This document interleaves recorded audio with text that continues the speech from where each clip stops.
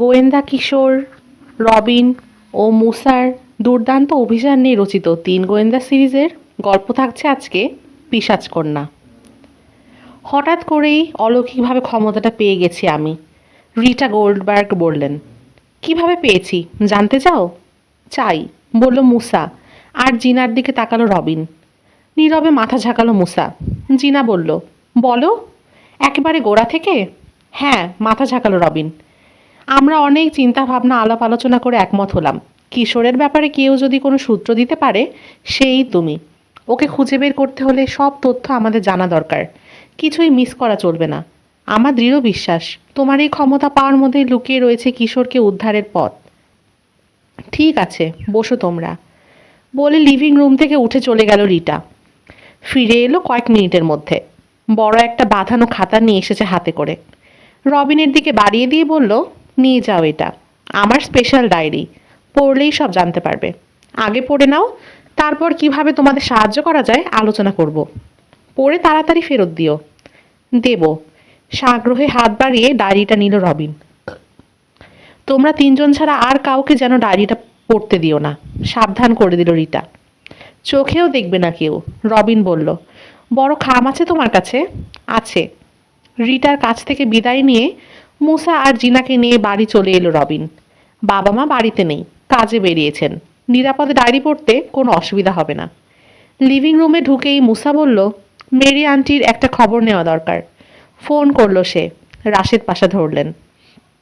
কয়েক মিনিট কথা বলে রিসিভার রেখে মুসা দিকে তাকালো। আন্টি এখনো বিছানায়। আঙ্কেল মন মেজাজ ভালো নেই, ব্যবসা কাজে কর্মে মন নেই। থাকার কথাও নয়, জিনা বলল। কিশোরের খোঁজ না পেলে কোনো দিনই আর ভালো হবেন না আন্টি। বাধা দিয়ে রবিন বলল, কথা আর না বাড়িয়ে কাজে লেগে পড়া যাক। ডায়েরিতে কি আছে পড়ছি আমি, তোমরা কাছে এসে বসো। ডায়েরিটা খুলল রবিন। সুন্দর হাতের লেখা রিটার, গোটা গোটা অক্ষর, পরিষ্কার পরিচ্ছন্ন, পড়তে কোনো অসুবিধা হয় না। জোরে জোরে পড়তে শুরু করলো সে। মহিলাটাকে স্রেফ একটা ডাইনি মনে হলো আমার, তবু সাহস করে সরাসরি ওর চোখের দিকে তাকালাম। আমার চেয়ে বেশ খানিকটা লম্বা, তাতে কি? মনকে বোঝালাম আমার বয়স কম, ক্ষিপ্রতা বেশি, লড়াই করার জন্য প্রস্তুত হয়ে এসেছি আমি। কাবু ওকে করব আমি, তবে হাতাহাতি লড়াইয়ে নয়, কথার মারপ্যাচে। এতদিন ধরে যা শিখে এসেছি তাতে একটা ব্যাপার আমার কাছে পরিষ্কার, কোনো কিছুতে জিততে হলে কিংবা কোনো জিনিস পেতে চাইলে এক একভাবে সেটা চাইতে হয়। ইচ্ছে শক্তিটাই হলো আসল শক্তি। বাজার করাটা খুব কঠিন কাজ, অন্তত আমার কাছে রীতিমতো যুদ্ধ করা মনে হয়। চুলের গোড়ায় আঙুল চালিয়ে সাহস সঞ্চারের চেষ্টা করলাম। আমার সবচেয়ে সুন্দর হাসিটা তাকে উপহার দিয়ে বললাম, বিক্রির জন্য আগামী সপ্তাহে থাকবে তো? ডাইনি মহিলাটা একজন সেলস লেডি, নাম ক্লডিয়া। বুকে ঝোলানো নেম ট্যাগে সোনালি অক্ষরে লেখা আছে নামটা। আমার কথায় চোখের একটা পাপড়িও কাঁপালো না, বরং তাচ্ছিলের ভঙ্গিতে মাথাটাকে পেছনে ঝটকা দিয়ে ছোট্ট একটা হাসি দিল। এই একটা জিনিস একেবারেই সহ্য করতে পারি না আমি, তাচ্ছিল্য করা। বিক্রি? উপহাসে সুরে বলল, এটা সাধারণ ব্লাউজ নয় খুকি, তুমি চিনতে ভুল করেছ। প্যারিস, লন্ডন, মিলানের সামার কালেকশনে শো করা হয়েছিল। কিনতে হলে প্রচুর টাকা লাগবে, যদি না থাকে আলোচনা করেও লাভ নেই। কিচ্ছা এখানেই খতম। পিত্তি জ্বলে গেল আমার। মাঝে মাঝে ভেবে অবাক লাগে, এই ধরনের চাঁড়ালগুলোকে কোত্থেকে জোগাড় করে দোকান মালিকরা। দুনিয়ার আর কোথাও যেন জায়গা না পেয়ে খুঁজে খুঁজে রকি বিচে এসে হাজির হয় এরা। আজকে আমার জন্মদিন, আর আজই কিনা দেখা হলো এমন একজন জঘন্য চরিত্রের সঙ্গে। অন্য কোনো দিন হলে মহিলার এই কথা শোনার পর 1 সেকেন্ডও দাঁড়াতাম না, সোজা ঘুরে হাঁটা দিতাম। কিন্তু আজ আমি নিজের পয়সায় বাজার করতে আসিনি, তাতে সাহস বেড়ে গেছে। টান দিয়ে পকেট থেকে বাবার আমেরিকান এক্সপ্রেস প্ল্যাটিনাম কার্ডটা বের করলাম। আমার প্রতি জন্মদিনে কেনাকাটা করতে পাঠানোর সময় হাতে তুলে দেয় এটা বাবা, যাতে ইচ্ছে মতো খরচ করতে পারি। মহিলাকে জিজ্ঞেস করলাম, কিনতে চাইলে নিশ্চয়ই পরা যাবে, গায়ে ফিট হলে বুঝবো কিনা, তাহলে কিভাবে? আমার দিকে ভ্রু কুচকে তাকিয়ে থেকে মাথাটা সামান্য ঝুঁকে নোয়ালো মহিলা। ঝাঁকি দিতেও ইচ্ছে করছে না, যেন অতি তুচ্ছ একটা জীব আমি। ওর সামনে থেকে সরার জন্য বললাম, তাহলে চেঞ্জিং রুমটা দেখিয়ে দিন প্লিজ। আমার হাতের প্লাস্টিকের কার্ডটা মনোযোগ দিয়ে দেখলো কোডিয়া। তারপর কোনো কথা না বলে ঘুরে রওনা হয়ে গেল দোকানের পেছন দিকে। কয়েক কদম গিয়ে কাছে কাঁধের ওপর দিয়ে ফিরে তাকিয়ে বলল, 1 সেকেন্ড, আমি আসছি। সাধারণ এই ধরনের বড় দোকানগুলো আমি এড়িয়েই চলি, কিন্তু ব্লাউজটার উপর চোখ পড়ে গেছে আমার। সেই মে মাস থেকে উইন্ডোতে ঝোলানো দেখে আসছি। এটা জুন। এতদিনেও ব্লাউজটা মাথা থেকে সরাতে পারিনি আমি। কি করে পারবো? আমার বয়সে যে কোনো মেয়েই পারবে না। এত সুন্দর জিনিস!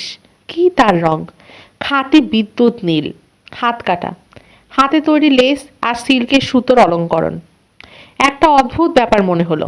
আগে কোথাও যেন দেখেছি ব্লাউজটাকে। ছোঁয়ার জন্য, আপন করে বাড়ি নিয়ে যাওয়ার জন্য অস্থির হয়ে উঠলাম। ক্লোডিয়া বলে গেল, 1 সেকেন্ড, কিন্তু ফিরল পুরা মিনিট 5 পর। মুখটাকে গম্ভীর করে রেখে জানালো, তোমার জন্য একটা চেঞ্জিং রুম রেডি করতে দেরি হয়ে গেল। এসো। রেডি করেছে মানে? অবাক হলাম। আমি তো জানতাম পোশাকের দোকানে চেঞ্জিং রুম রেডিই থাকে।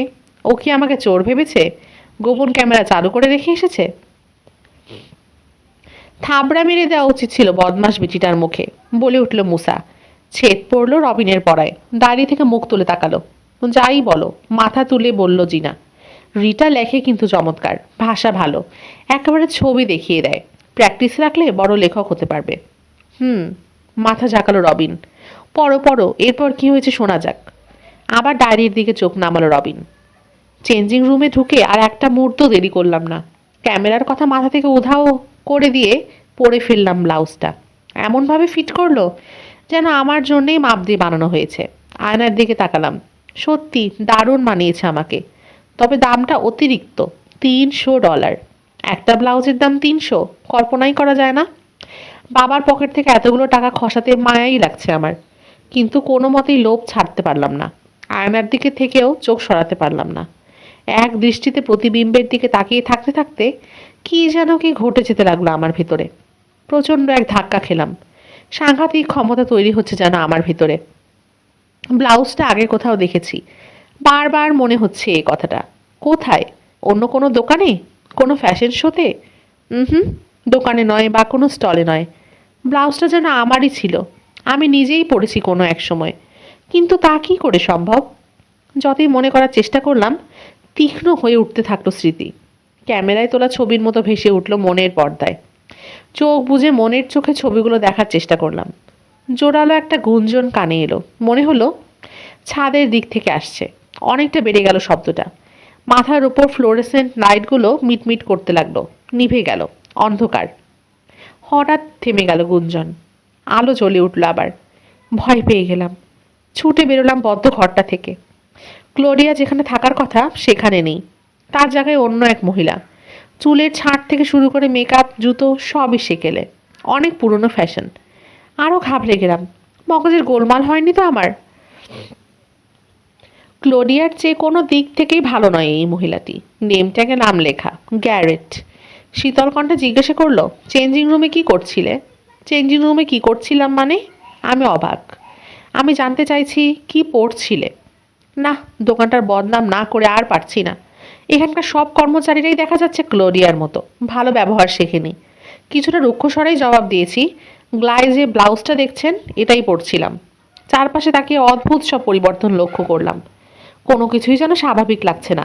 ঘটছেটা কি এখানে? কয়েক মিনিট আগেও যে ডেকোরেশন দেখে গিয়েছিলাম সেটা বদলে গেছে বেমালুম। এত তাড়াতাড়ি কি করে বদলালো? দেখো মেয়ে, ধমকের সুরে বলল গ্যারেট। আমার দোকানের মধ্যে কোনো রকম গণ্ডগোল চাই না। যাও, বেরো। কিন্তু আমি এক্ষুনি। আরও জোরে ধমক লাগালো গ্যারেট। কী সব পোশাক পরেছে দেখো, বিচ্ছিরি। আমার কাস্টমাররা তোমাকে দেখে চমকে যাচ্ছে। যাও যাও, বেরো। এতক্ষণে লক্ষ্য করলাম দোকানের সব লোক তাকিয়ে আছে আমার দিকে, যেন আমি একটা চিড়িয়া। হাঁ করে দেখছে। যাচ্ছি। তবে একটা কথা ম্যাম, বলতে ছাড়লাম না। ওদের চমকে যদি কেউ দিয়েই থাকে সেটা আমি না, আপনি। কি বললে? ঠিকই বলেছি। পাগলের চেয়ে ডাইনিকে অনেক বেশি ভয় করে লোকে। জবাব আটকে যাওয়ায় মাছের মতো হাঁ করে গেল গ্যারেটের মুখ। প্রতিশোধ নিতে পেরে খুশি মনে দোকান থেকে বেরিয়ে এলাম আমি। পথে বেরিয়ে হতভাগ। কয়েক মিনিটের মধ্যেই পুরো শহরটা যেন পাল্টে গেছে। মানুষজন, জিনিসপত্র সব কিছু এক লাফে যেন ফিরে গেছে 13 বছর আগে। কি বিচ্ছিরি সব পোশাক পরেছে লোকে। প্যান্ট, জুতো, আহ কি ছিঁড়ি, ওয়াক, বমি আসে দেখলে। আর একটা ব্যাপার, সবাই শীতের পোশাক পরেছে। সন্দেহ হলো। একটা দোকানে ক্যালেন্ডার ঝোলানো দেখে সেদিকে এগোলাম। স্তব্ধ হয়ে গেলাম। 1987 শীতকাল। এক লাফে এক যুগের বেশি পেছনে চলে এসেছি। অবিশ্বাস্য, এ কি করে সম্ভব? বোকার মতো তাকিয়ে রাখলাম রাস্তার লোকজনের দিকে। ওরাও তাকাতে লাগলো আমার দিকে, যেন আমি কি একটা পাগলা কারোর থেকে এইমাত্র ছাড়া পেলাম। গরমকালের পোশাক পরে আছে আমি। প্রচণ্ড উত্তেজনায় শীতও টের পাচ্ছি না। মনে হলো সব রহস্যের জবাব রয়েছে ওই চেঞ্জিং রুমটায়। পায়ে পায়ে আবার মলের দিকে ফিরে চললাম। মলে ঢুকে এলিভেটরের দিকে এগোনোর সময় দেখলাম গরম কাপড় পরে ভালুক সেজে যাওয়া একটা ছেলে দোকানের বিজ্ঞাপন করছে, হাতে এক গাদা কাগজ। আমার দিকে একটা কাগজ বাড়িয়ে দিতে গিয়ে থমকে গেল, কুচিয়ে গেল ভুরু। ভাবলো বোধহয় আমি তার প্রতিদ্বন্দ্বী, আজব পোশাক পরে তার জায়গা দখল করতে এসেছি। ভুল ভাঙানোর কোনো চেষ্টা করলাম না। তার হাত থেকে ছো মেরে একটা কাগজ কেড়ে নিয়ে মুচকে একটা হাসি উপহার দিয়ে চলে আসলাম। এলিভেটরে উঠলাম। আমি একা। দরজা বন্ধ হতে শুরু করলো। ফাঁক দিয়ে তাকিয়ে দেখলাম এখনো একই ভঙ্গিতে তাকিয়ে আছে ছেলেটা। কাগজটার পেছনে পেন্সিল লেখা রয়েছে কি যেন, দাগ পড়ে গেছে। উল্টে দেখলাম একটা ফোন নম্বর। ছেলেটারই হবে হয়তো। দরজাটা পুরো লেগে যাবার পর মাথার উপরের গুঞ্জনটা কানে এলো। আলো মিটমিট করতে লাগলো এলিভেটরের। নিভে গেল। বিদ্যুৎ চলে গেল নাকি? ঘাবড়ে গিয়ে অ্যালার্ম বেলের বোতামটা টিপতে যাব, এমন সময় ফিরে এলো আলো। মুহূর্ত পরেই দরজা খুলে গেল। 3 তলার মেঝেতে পা রাখলাম আমি। বেরিয়ে এসে চারপাশে তাকালাম। আবার সেই পরিচিত দৃশ্য, আমার পরিচিত পরিবেশ। স্বস্তির নিঃশ্বাস ফেললাম। শিওর, আমি ওটিতে চলে গিয়েছিলাম। ফিরে এসেছি বর্তমানে। সত্যিই কি এসেছি? দোকানটাতে গেলেই বুঝতে পারবো।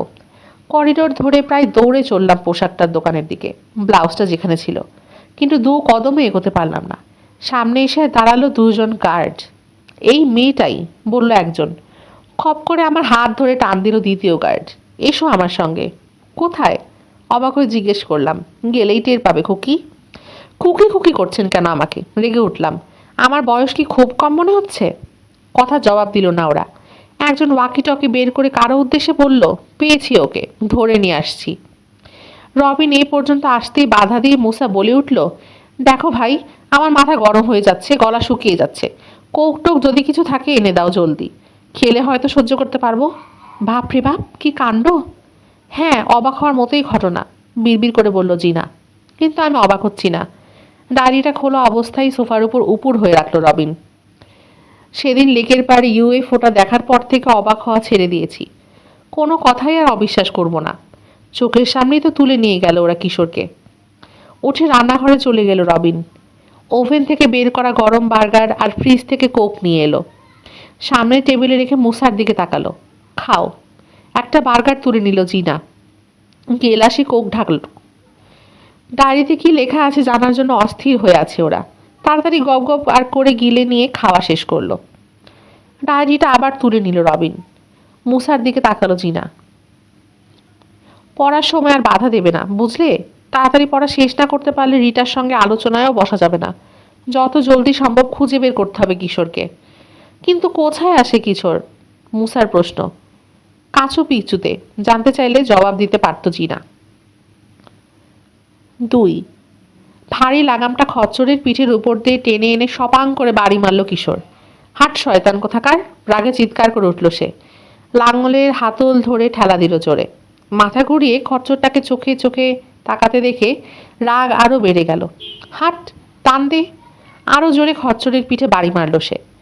আস্তে 1 পা বাড়ালো জানোয়ারটারা, তারপর আরেক পা। পিছে পিছে হাঁটতে থাকলো কিশোর। লাঙর ঠেলতে ঠেলতে ব্যথা হয়ে গেছে হাত। কাঁধ পোড়াচ্ছে চড়া রোদ। সকালটা অর্ধেক শেষ। সূর্যোদয় থেকে পরিশ্রম করে এতক্ষণে মাত্র 2টো ফালি চাষ দিতে পেরেছে। এভাবে চললে খামারটা খোয়াতে হবে, ভাবনাটা শঙ্কা জাগালো মনে। এই খামারে জন্মায়নি সে। বাপ দাদা 14 পুরুষে কখনো হাল চাষ করেনি, কিন্তু তাকে করতে হচ্ছে পরিস্থিতির কারণে বাধ্য হয়ে। পিঠ বেয়ে দরদর করে নামছে ঘাম। শার্টের হাতা দিয়ে ভুরুর ঘাম মুছল। এক গ্লাস ঠান্ডা পানি বা লেমনেড পেলে খসখসে গলাটা ভেজানো যেত। কিন্তু থামবার সময় নেই, এগিয়ে যেতে হবে। ক্ষেতের শেষ প্রান্তের দিকে তাকালো। ভুলে থাকতে চাইলো পানির কথা। থেমে গেল আবার খচ্চরটা। টানতে চাইছে না আর। থুতনি বুকের কাছে নেমে এলো কিশোরের। খচ্চরটাকে সামলাতে গিয়ে যা পরিশ্রম হচ্ছে তার চেয়ে নিজে টানলেও বোধহয় কষ্ট কম হতো। মাথার দোমড়ানো বাদামি হ্যাটটা খুলে নিয়ে রাগ করে মাটিতে আছড়ে ফেলল সে। গরম বাতাস উড়িয়ে এনে মুখের উপর ফেলতে লাগলো বহুদিনের না কাটা লম্বা কোকড়া চুলগুলো। সোজা হয়ে দাঁড়িয়ে দুহাত পেছনে এনে কোমরে চাপ দিল। আগুনের মতো পুড়িয়ে দিল যেন তীব্র ব্যথা। যতই দিন যাচ্ছে পরিস্থিতি খারাপ হচ্ছে আরও। ফোঁস করে বেরিয়ে এলো দীর্ঘশ্বাস। আকাশের দিকে তাকিয়ে বিড়বিড় করে বলল, মিস্টার হার্ট, কচ্ছটাকে একটু হাঁটতে বলুন প্লিজ। আপনি বললেই ও হাঁটবে। আপনার কথা শুনে আমাকে পাত্তাই দেয় না। বাড়ির দিকে তাকালো কিশোর। বিশাল ওক গাছটার নিচে কবর ফলক দুটো এখান থেকেও দেখা যায়। রোদের মধ্যেও গায়ে কাটা দিল তার। ইন্ডিয়ান দম্পতির মৃত্যুটা এখনও তার কাছে রহস্যময়। নিজের অজান্তেই বুঝে এলো চোখের পাতা। সিসি আর হেনরিকে দেখতে পেল কল্পনায়। আবার চোখ মেলল। বিশাল বাড়িটাতে ওই দুটো ছেলে মেয়েকে নিয়ে একা থাকতে হয় তাকে। কানে বাজতে লাগলো লং জন হার্টের যন্ত্রণা কাতর কণ্ঠ। ছেলে মেয়ে দুটোকে তুমি দেখো কিশোর, তোমার হাতে তুলে দিয়ে গেলাম ওদের। যে বিকেলে মারা গেছেন হার্ট আর তার স্ত্রী করিনা, সেই বিকালটা এখনো জলজলে তার স্মৃতিতে। ধূসর মেঘ জমেছিল আকাশে। ঠান্ডা বাতাসে ভেসে আসছিল বৃষ্টির গন্ধ। কাঠের দোতলা বাড়িটার বারান্দায় দাঁড়িয়েছিল সে। তাকিয়ে দেখছিল স্ত্রীকে ওয়াগনে উঠতে সাহায্য করছেন হার্ট। দূরের এক আত্মীয়র বাড়িতে যাচ্ছেন অনুষ্ঠানে। ওয়াগনে বসে মাথার টুপিটার ফিতে বাঁধছেন করিনা। ফিরে তাকিয়েছেন কিশোরের দিকে। বাবা, ছেলে মেয়ে দুটাকে দেখো, পারবে না? মাথা ঝাঁকিয়েছে কিশোর।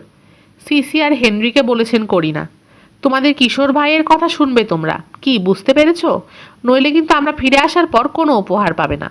মুখ গোমরা করে সামান্য মাথা ঝাঁকিয়েছে সিসি। হেনরি কোনো কথা বলেনি।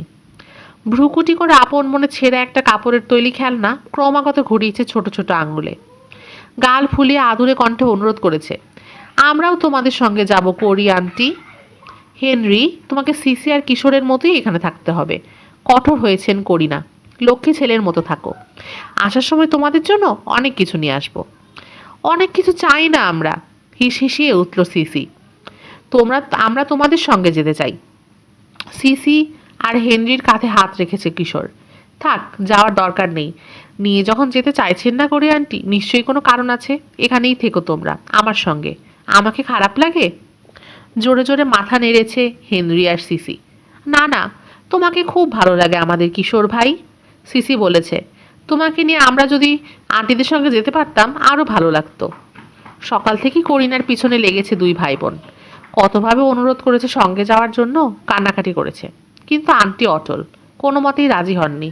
কিশোর বুঝেছে বাধা না থাকলে সিসি আর হেনরিকে সঙ্গে না নিয়ে যেতেন না।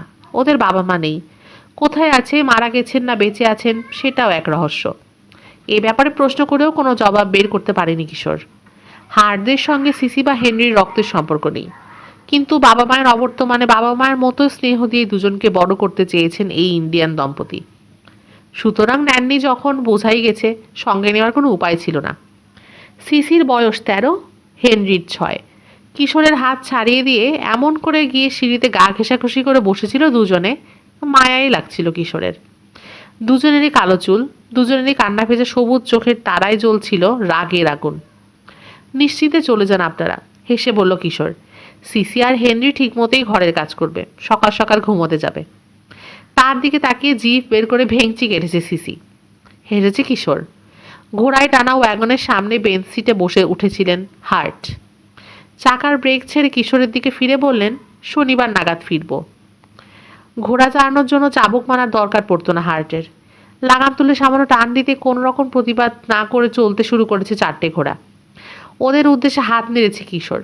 সিসি আর হেনরিকে নাড়তে বলেছে। না, নাড়বো না। রাগ করে হাত দুটো কোলের কাছে গুটিয়ে নিয়েছে সিসি।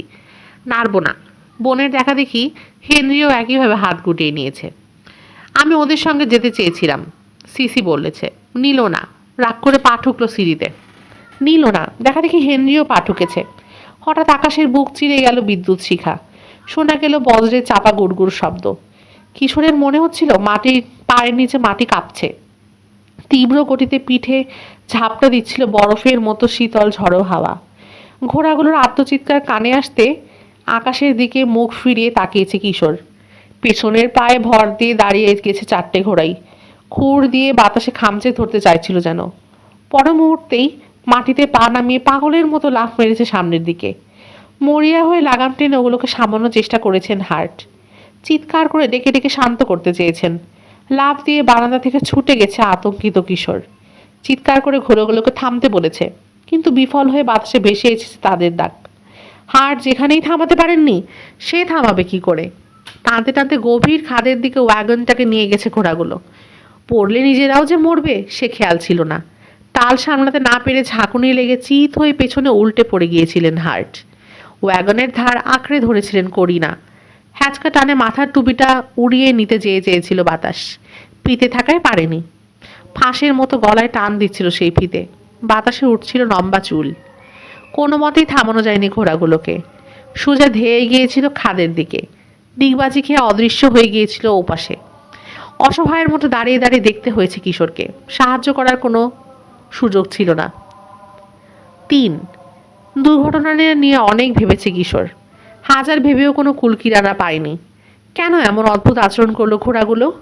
বিদ্যুৎ চমকানো দেখে এত ঘাবড়ে যাওয়ার কি আছে, নাকি বজ্রের শব্দে ভয় পেয়েছিল? সূত্র খুঁজে বেরিয়েছে কিশোর। ভাঙা গাড়িটায় খাদের ওপরে, খাদের নিচে। কিছুতেই বুঝতে পারেনি ঘোড়াগুলো হঠাৎ ওভাবে খেপে গেল কেন। রহস্যটা এখনো অমীমাংসিত। সবচেয়ে বিস্ময়কর ব্যাপারটা হলো, কোনো প্রাণীর ওপর হার্টকে এভাবে নিয়ন্ত্রণ হারাতে এর আগে দেখেনি সে, বরং উল্টোটাই দেখেছে। সব জানোয়ার তার কথা শুনতো, গৃহপালিত বটেই, বনের পশুরাও তার কথা অমান্য করতো না। শুনতো যে না, সেটা তো কিশোর নিজেই চোখে দেখেছে।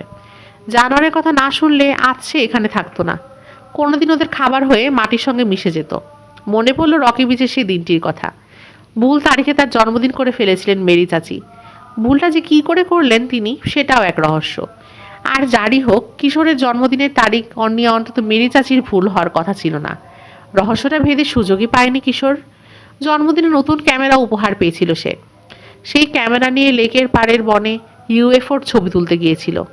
আকাশে বিচিত্র মেঘ দেখেছিল রঙিন ফানেল। তারপর অন্ধকার। অন্ধকার কেটে গেলে শুরু হলো দুঃস্বপ্ন। মস্ত এক কাচের পাইপে ভরে রাখা হয়েছে তাকে।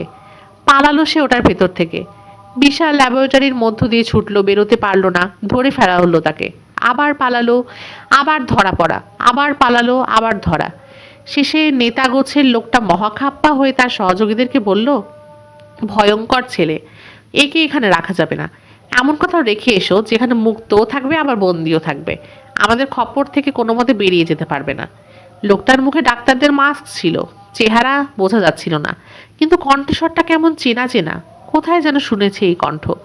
স্বপ্নের মধ্যে মনে করতে পারেনি কিশোর। তারপর আর কিছু মনে নেই। হুঁশ ফিরলে দেখলো একটা বনের মধ্যে পড়ে আছে সে। অন্ধকার হয়ে গেছে তখন। নানা রকম বুনো জানোয়ারের ডাক কানে আসতে লাগলো। হঠাৎ দেখলো মাত্র কয়েক গজ দূরে লাল চোখ মেলে তাকে দেখছে একটা বিশাল নেকড়ে। হাঁ করা মুখ থেকে ঝুলছে টকটকে লাল জিভ। অসংখ্য ধারালো দাঁত যেন তাকে ছিঁড়ে খেতে প্রস্তুত। এটাও কি আরেকটা দুঃস্বপ্ন? নিজের বাহুতে চিমটি কেটেছে কিশোর, ব্যথা পায়নি। না, স্বপ্ন নয়, ভয়ঙ্কর বাস্তব। লাফিয়ে উঠে দাঁড়ালো সে। দৌড় দিতে গিয়ে লক্ষ্য করলো একটা নয়, এক পাল নেকড়ে ঘিরে ফেলেছে তাকে। গাছে ওঠার সময়ও পাবে না সে। ছুটে এসে টুকরো টুকরো করে ফেলবে নেকড়েরা। তার মানে মৃত্যু নিশ্চিত। চোখ বুজে অপেক্ষা করতে লাগলো কিশোর।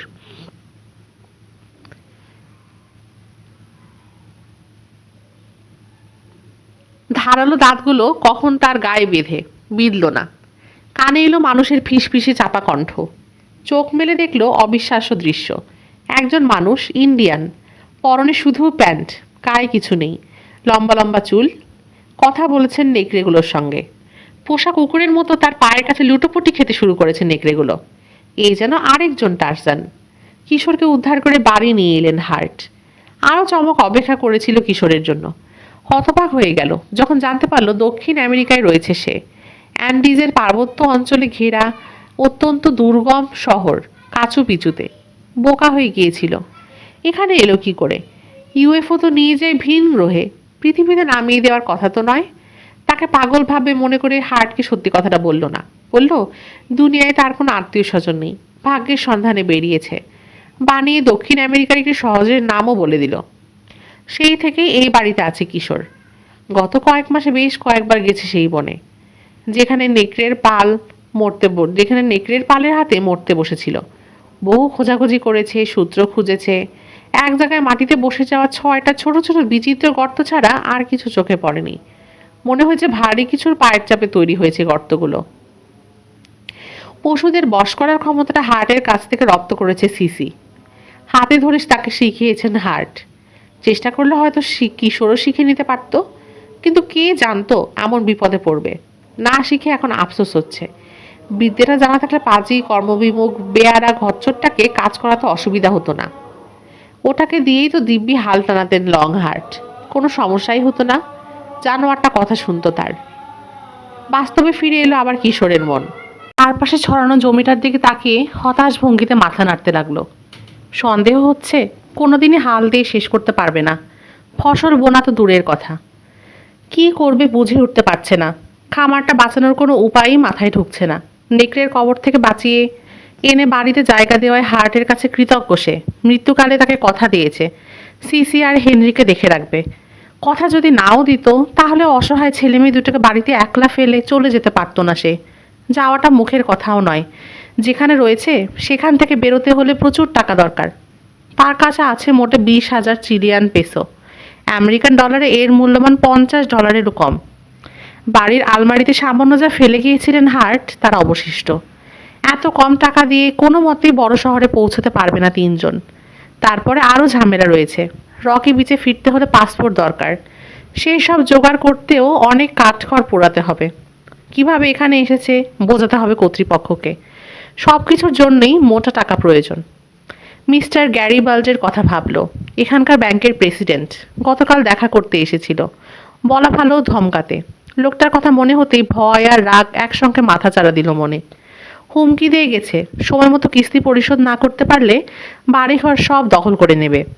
এই চামাটার কাছ থেকে জমিটা ইজারা নিয়েছিলেন হার্ট। বাড়িঘর হাতছাড়া হলে নিজের একটা ব্যবস্থা না হয় করে নিতে পারবে কিশোর, কিন্তু পথে বসবে সিসি আর হেনরি। কি হবে ওদের? মনকে শক্ত করলো সে। এখন টাকা জোগাড়ের একটাই উপায়, ফসল ফলানো।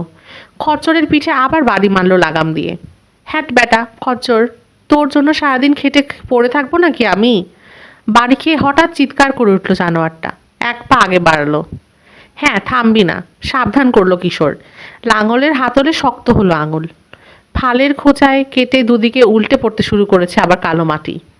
দেহের প্রতিটি পেশি টান টান হয়ে ছিঁড়ে পড়তে চাইছে, কিন্তু পরোয়া করলো না কিশোর। ডাক শুনে পেছনে তাকালো সে। দৌড়ে দেখা গেল সিসিকে। কাঁধে নাচছে কালো বেনি, পেছনে পেছনে আসছে হেনরি। মোচড় দিয়ে উঠল কিশোরের পেট। দৌড়ানোর ভঙ্গিটা ভালো লাগলো না তার। খারাপ কিছু ঘটলো নাকি? লাঙলের হাতল ছেড়ে দিয়ে ওদের দিকে দৌড় দিল সে। চিৎকার করে জিজ্ঞেস করলো, কি হয়েছে সিসি, কি ব্যাপার? দাঁড়িয়ে গেল সিসি, হাসলো। না না কিশোর ভাই, ভয় পেও না, খারাপ কিছু হয়নি। দাঁড়িয়ে গেল কিশোর, জোরে জোরে হাঁপাচ্ছে। তাহলে ওরকম চিৎকার করছিলে কেন? ঝিক করে উঠল সিসির সবুজ চোখের তারা। আমাদেরকে শহরে নিয়ে যাওয়ার কথা ছিল না আজ, তোমার মনে নেই? সরি সিসি, আজ পারবো না, অনেক কাজ পড়ে আছে। ক্ষেতের দিকে হাত তুলে তাকালো কিশোর। কালো হয়ে গেল সিসির সবুজ চোখের তারা। উধাও হয়ে গেছে হাসি। মুখ নিচু করে বলল, কিন্তু তুমি আমাদেরকে নিয়ে যাবে কথা দিয়েছিলে। দিয়েছিলাম, কিন্তু প্যান্ট খামচে ধরে টান দিল হেনরি। মুখ তুলে তাকালো কিশোরের দিকে। চোখে টলমল করছে পানি। সবুজ দৃষ্টিতে কাতর অনুনয়। তুমিও শহরে যেতে চাও? নীরবে মাথা ঝাঁকালো হেনরি। হার্ট দম্পতি মারা যাওয়ার পর থেকে কোনো কথা বলে না সে। প্রচণ্ড শক পেয়েছে বোধহয়। কথা বন্ধ হয়ে গেছে। মাটিতে বসে পড়ল কিশোর। টোকা দিয়ে একটা লাল রঙের গুবড়ে পোকা ফেললো হেনরির পা থেকে। পরনের ওভারঅলটা অতিরিক্ত খাটো হয়ে গেছে ওর। সিসির দিকে তাকালো। বড় বড় ফুলওয়ালা নীল পোশাকটা মলিন বিবর্ণ। ফসল ঘরে না তোলা পর্যন্ত কাপড় কিনে দেওয়ার উপায় নেই। জানি শহরে যাওয়ার বড় শখ তোমাদের, বলল কিশোর, কিন্তু জমি না চষলে ফসল বোনা হবে না। ফসল না হলে জায়গা জমি বাড়ি ঘর সব হারাতে হবে আমাদের। কিন্তু কিশোর ভাই, পাশে বসে কিশোরের হাত খামচে ধরল সিসি। সবুজ চোখে উত্তেজনা। টাকার জন্যই তো যেতে চাচ্ছি আমি। ভাবছি ঘোড় দৌড়ে আমিও অংশ নেব। প্রথম পুরস্কার 1,00,000 পেসো আমিই পাবো। দেখো, আমি জানি আমি জিতবো। 1,00,000? প্রতিধ্বনি করলো যেন কিশোর। টাকাটা পেলে ফসল ওঠা পর্যন্ত কোনো মতে চালিয়ে নিতে পারবে সংসার। সত্যি কি জিততে পারবে সিসি? পারবে না। এত এত প্রতিযোগী রয়েছে, তাদের সঙ্গে সিসির জেতা টাকা পাওয়া সংসার চালানো, দূর, ছেলে মানুষই চিন্তা। দেখো সিসি, বোঝাতে গেল সে, আমি জানি তুমি ঘোড়ায় চড়ার ওস্তাদ, কিন্তু অন্য ওস্তাদরাও আসবে, তাদের সঙ্গে তুমি পারবে না। ঝটকা মেরে হাতটা সরিয়ে নিল সিসি। জ্বলন্ত চোখে তাকালো। আমিই জিতবো, আমিই জিতবো, আমিই জিতবো। তুমি যদি আমাকে নিয়ে যেতে না চাও, আমি একলাই যাব। এতদিনে এই দৃষ্টির অর্থ জানা হয়ে গেছে কিশোরের। একবার যখন সিদ্ধান্ত নিয়ে ফেলেছে সিসি, কোনোভাবেই আর ঠকাতে পারবে না তাকে। এই ধরনের গোয়ার তুমি কিশোরের নিজের মধ্যেও আছে, আরেকজনকে বুঝিয়ে কোনো লাভ নেই। উঠে দাঁড়ালো সে। দাঁড়াও, হ্যাটটা নিয়ে আসি। পর্ব 4। হেনরিকে কাঁধে বসিয়ে কাঁচা রাস্তা ধরে হেঁটে চলল কিশোর। পাশে পাশে হাঁটছে সিসি। টানতে টানতে নিয়ে চলেছে তার প্রিয় ঘোড়াটাকে। ঘোড়াটা কালো, নাম ঘোস্ট। পিঠে চড়তেই পারত সিসি, কিন্তু দৌড়ের আগে ঘোস্টকে ক্লান্ত করতে চায় না। সিসি জেতার সামান্যতম সম্ভাবনাও নেই, কিন্তু আর কিছু বলল না কিশোর। শহরে গেলে সিসি নিজের ভুল এমনিতেই বুঝতে পারবে। জেতার কল্পনাটা স্বপ্ন ছাড়া আর অন্য কিছুই নয়। শহরের কাছাকাছি হতে লোকের হট্টগোল আর ব্যান্ডের বাজনার শব্দ কানে এলো। চৌরাস্তায় এসে মেইন রোডে উঠল ওরা। প্রধান সড়কটাও কাঁচা। রাস্তার উপরের উঁচুতে আড়াআড়িভাবে ব্যানার টানানো হয়েছে। লোকে লোকারণ্য। কাঠের তৈরি সারি সারি দোকান। দরজায় বড় করে লেখা নোটিশ ঝুলছে, ঘোড়দৌড়ের জন্য দোকান বন্ধ। রাস্তার পাশে টানানো সাইনবোর্ড পড়ে জানা গেল ঘোড়দৌড় হবে মেইন রোডে, বেলা 1টায়। ঘড়ি নেই কিশোরের হাতে, কোথায় হারিয়েছে তাও মনে করতে পারল না। জন্মদিনে পাওয়া ক্যামেরাটার মতো।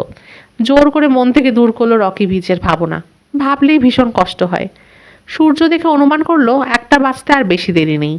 দারুণ, তাই না? উত্তেজনায় গলা কাঁপছে সিসির। মনে হচ্ছে আশেপাশের অঞ্চলের আর কেউ নেই ঘরে, সব ঝেঁটিয়ে চলে এসেছে রেস দেখতে। পায়ের আঙুলে ভর দিয়ে মাথা উঁচু করে টাউন হলের দিকে তাকালো সে। বারান্দা আর সিঁড়িতে দাঁড়ানো কিছু লোক হাসাহাসি করছে, কথা বলছে। পিপার উপর দাঁড়িয়ে আছে একজন লোক, দুহাত মাথার উপর তুলে রেখেছে একটা বোর্ড। তাতে লেখা, ঘোড়দৌড়ে আগ্রহীরা এখানে এসে নাম লেখান। নামটা লিখে আসি, সিসি বলল। সিসির হাত থেকে লাগামটা নিয়ে নিল কিশোর। তুমি যাও, আমি গোস্টকে নিয়ে এগোচ্ছি। এক কাঁধ থেকে অন্য কাঁধে সরালো হেনরিকে। সিসির পিছে পিছে চলল। বারান্দায় দাঁড়ানো লোকটিকে বলল, সিসি, আমি নাম লেখাতে চাই। মুহূর্তেই স্তব্ধ হয়ে গেল বারান্দার হট্টগোল। সবার চোখ সিসির দিকে, যেন আরেকটা মাথা গজিয়েছে ওর। লম্বা কাঁধওয়ালা লম্বা যুবক এসে বলল, মেয়ে মানুষ, তুমি রেস খেলবে কি করে? নিচের নাগের ডগা টিপে ঘাম মুছল সিসি। কোথায় লেখা আছে সে কথা, জন ফ্রেঞ্চ? গাঢ় লাল চুলে আঙুল চালালো যুবক। লেখা নেই, কিন্তু নিয়মকানুন সব মুখস্থ আমাদের। মেয়ে মানুষ নেওয়া হবে না। ও তাই নাকি? জানো যে আমি খেলে জিততে পারবো না, ভয় নিতে চাইছো না। চোখের পাতা সরু হয়ে গেল জনের। তোমাকে ভয় পাবো কেন? ফ্রেঞ্চদের সঙ্গে কেউ পারে না। এগিয়ে গেল কিশোর। সে জানে শহরের সবাই ফ্রেঞ্চদের ভয় পায়। এলাকার সবচেয়ে ধনী পরিবার। টাকা আর ক্ষমতার জোরে যে কাউকে ঘাট ধরে বের করে দিতে পারে শহর থেকে। এলাকার স্থানীয় নয় ওরা। সেই 1700 সালে উত্তর আমেরিকা থেকে এসেছিল ওদের পূর্বপুরুষ। ওদেরকে দেখতে পারে না কিশোর, বিশেষ করে দুই ভাই জন ফ্রেঞ্চ আর মার্ক ফ্রেঞ্চকে। কেউ যদি নাই পারে, নিতে এত ভয় পাচ্ছেন কেন? আরে নিয়ে নাও, নিয়ে নাও, বলল আরেকটা ভারী কণ্ঠ। সবগুলো চোখ ঘুরে গেল সেদিকে। দুটো সোনালি রঙের ঘোড়ার লাগাম ধরে আছে টাউন হলের দিকে এগিয়ে আসছে মার্ক ফ্রেঞ্চ। হাঁটার তালে তালে ঢেউ খেলছে ঘোড়াগুলোর শক্তিশালী পেশিতে। দাও ওকে একটা সুযোগ, সিসিকে দেখালো মার্ক। খেলুক না, বুঝুক কেমন মজা। দমে গেল কিশোর। ঘোড়া দুটো দেখেই বুঝে গেছে ওগুলোর সঙ্গে পারবে না। ওগুলোর সঙ্গে পারতে হলে অলৌকিক ক্ষমতা দরকার সিসির। খুশিতে চিৎকার করে উঠল সিসি। থ্যাঙ্কস মার্ক, কথা দিলাম তোমাকে বেশি পেছনে ফেলবো না আমি। সিসির আত্মবিশ্বাস অবাক করলো কিশোরকে। ভাবলো বড় বেশি ছেলে মানুষ। বারান্দায় দাঁড়ানো একজন লোক হাত নেড়ে ডাকলো সিসিকে। বড় একটা চকবোর্ড দেখালো। রেসে অংশগ্রহণকারীদের নাম লেখা রয়েছে বোর্ডটায়। নাও, নিচে তোমার নাম লিখে দাও। চক বাড়িয়ে দিল সে। পরিষ্কার অক্ষরে দ্রুত নিজের নামটা লিখে দিল সিসি। মার্ক আর জনকে পরস্পরের দিকে তাকাতে দেখলো কিশোর। মুচকি হাসে ওদের ঠোঁটের কোণে। শঙ্কিত হলো সে। আল্লাহ জানে কি ফন্দি করছে ওরা। চকের গুঁড়ো কাপড়ে মুছে কিশোরের হাত থেকে লাগামটা নিয়ে নিল সিসি। কিছুটা সরে এসে কানে কানে সিসিকে বলল কিশোর, ওদের ব্যাপারে সাবধান। ভাবভঙ্গি আমার ভালো লাগছে না। চোখের তারায় ছায়া পড়ল সিসির। ভঙ্গিই দেখায় ওরকম। ওদের আমি ভয় করি না। রেসের আগে বেশি কিছু বলে সিসিকে ঘাবড়ে দিতে চাইল না কিশোর। লাগামটা ফিরিয়ে দিল। হেনরিকে বলল, চলো এমন কোথাও গিয়ে দাঁড়াই ভালো মতো যেন দেখতে পাই। চিৎকার করে উৎসাহ দিয়েও আমাকে সিসি বলল, দেব। হেনরিকে কাঁধে নিয়ে কোলাহল মুখর জনতাকে ঠেলে পথ ধরে এগোলো কিশোর। কাঁধে কাঁধ লাগিয়ে রাস্তার দুই পাশে দাঁড়িয়ে আছে দর্শকরা। রাস্তার শেষ মাথার দিকে তাকালো সে। প্রতিযোগীরা তৈরি হচ্ছে। মেইন রোড ধরে সোজা ছুটে যাবে শহরের শেষ মাথায়। সেখানে রাখা একটা পিপা ঘুরে আবার ফিরে আসতে হবে এখানে। রাস্তার মাঝামাঝি জায়গাটায় দাঁড়ানোই ভালো, দৌড়ে সবটাই তাহলে দেখা যাবে। দর্শকদের মাঝে এক ভদ্রলোকের উপর চোখ পড়ল কিশোরের। Good day mister Ronson. ঘুরে দাঁড়ালেন মিস্টার রনসন। তিনিও বিদেশি, এখানকার জেনারেল স্টোরের মালিক। এখানকার বাকি দোকানদারদের মতো আজকের দিনে তিনিও দোকান বন্ধ রেখেছেন, কিন্তু গা থেকে সাদা অ্যাপ্রনটা খোলেননি। ওই কিশোর, আজকাল তো তোমাকে দেখাই যায় না। জোর করে মুখে হাসি ফোটালো কিশোর। কি করব বলুন, এত কাজ। ভাগ্যিস তোমাকে খুঁজে পেয়েছিল লংহার্ট, নইলে ছেলে মেয়েগুলোর যে কী দুর্দশা হতো ভাবাই যায় না। অ্যাপ্রনের পকেট থেকে একটা স্যাপারিলার স্টিক বের করে হেনরির দিকে বাড়িয়ে দিলেন তিনি। লোভে চকচক করে উঠল হেনরির চোখ। ছো মেরে প্রায় নিয়ে নিল ক্যান্ডিটা। হেসে উঠলেন মিস্টার রনসন। অনেক ধন্যবাদ আপনাকে মিস্টার রনসন। কাঁধের ওপর হেনরিকে সোজা করে বসালো আবার কিশোর। ওর আর কি দোষ, কতদিন যে মিষ্টি কিনে দিতে পারি না ওকে। নিজের ভাইও এতটা করে না কিশোর। সত্যি তুমি। কথা শেষ করতে দিল না তাকে কিশোর। সিসি এসেছে রেসে অংশ নিতে। ও জিতলে টাকার সমস্যাটা তোমাদের কমবে, তাই না? হ্যাঁ, সেজন্যই আসা। রাস্তার শেষ মাথার দিকে আবার তাকালো কিশোর। ঘোড়া নিয়ে অপেক্ষা করছে প্রতিযোগীরা। সিসিকে দেখতে পেল। গলায় হাত বুলিয়ে আদর করছে গোস্টকে। হাত তুলে দেখালো কিশোর। হেনরি, ওই যে দেখো সিসি। হাততালি দিল হেনরি, বোনের উদ্দেশ্যে হাত নাড়ল। হেসে সিসিও হাত নেড়ে জবাব দিল। হার্ট প্রায়ই আমাকে বলতো, কিশোরকে বলল মিস্টার রনসন, জন্তু জানোয়ারকে বশ করার অসাধারণ ক্ষমতা রয়েছে সিসির মধ্যে। মাথা ঝাঁকালো কিশোর। এখানেই দাঁড়াই, কি বলো হেনরি? সরে জায়গা করে দিলেন মিস্টার রনসন। হ্যাঁ হ্যাঁ, দাঁড়াও না, এসো ঢুকে পড়ো। তবে যতই ক্ষমতা থাকুক, ফ্রেন্ডসদের সঙ্গে যেটা মুখের কথা নয়। সিসি পারবে না, একেবারেই ছেলে মানুষ সে। ঘোড়াটাও তেমন কিছু না। আমার কি মনে হয় জানো, যদি পারেও না যেতে ভালো হবে সিসির জন্য। জিততে না পারলে পাগল কুত্তা হয়ে যাবে দুই ভাই। টান টান করে একটা রশি ধরে রেখেছে দুটো ছেলে। ঘোড়ায় চড়ো, চিৎকার করে উঠল গেরি বেল্ট। রেস পরিচালনার দায়িত্ব পড়েছে তার উপর। শুধু ব্যাংকের মালিকই নয়, শহরের ভালো মন্দ দেখার ভারও তার। ভালো মন্দ, মনটা তেতো হয়ে গেল কিশোরের। ভালো কখনোই চোখে পড়ে না গ্যারিবাল্ডের, কেবল মন্দটাই দেখে। এই যেমন একটা অসহায় পরিবারকে বাড়ি থেকে উচ্ছেদ করার জন্য উঠে পড়ে লেগেছে। গতকালে সে হুমকি দিয়ে গেছে কিশোরকে, অথচ এখন গোল ভুঁড়িতে হাত বোলাতে বোলাতে এমন হাসি হাসছে যেন ঈশ্বরের পাঠানো দেবদূত। গাল দুটো কুৎসিত রকমের ফোলা লোকটার। ঘেন্না লাগে। থুতু ফেলতে গিয়েও আশেপাশে লোক থাকায় ফেলল না কিশোর। রশির কাছে এসে দাঁড়ালো ডজনখানেক ঘোড়া। লাগাম ধরে তৈরি হয়ে আছে সওয়ারিরা। ওদের মধ্যে সিসি একমাত্র মেয়ে। দূর থেকেও ওর রক্তিম গাল দেখে মনের উত্তেজনা আঁচ করতে পারল কিশোর। উত্তেজনার চেয়ে শঙ্কা বেশি কিশোরের মনে। সিসির দুই পাশে দাঁড়িয়েছে দুই ভাই, জন আর মার্ক। দুদিক থেকে চেপে এসে গোস্টকে ঠেলে দেওয়ার চেষ্টা করছে রশির কাছ থেকে। জনের বাহুতে ধাক্কা মারল সিসি। হেসে উঠল জন। নিজের ঘোড়া দিয়ে চাপ দিতে লাগলো গোস্টের পেটে। ওদের উদ্দেশ্য বুঝে ভয় পেয়ে গেল কিশোর। রেসে জেতার চেয়ে সিসিকে আহত করার দিকেই ওদের খেয়াল বেশি। ওদের মাঝখানে বড়ই ক্ষুদ্র আর ভঙ্গুর লাগছে বেচারি সিসিকে। হাত উঁচু করলো গ্যারি বেল্ট, হাতে পিস্তল। আকাশের দিকে তাক করে গুলি করলো একবার। রশি থেকে রশির দুই মাথা ছেড়ে দিল দুই ছেলে। রশিটা মাটিতে পড়ে যেতেই চিৎকার করে উঠল অশ্বারোহীরা। লাগামে টান দিয়ে চাপড় মারল ঘোড়ার গলায়। চাপ দিয়ে আগে বাড়ল ঘোড়াগুলো।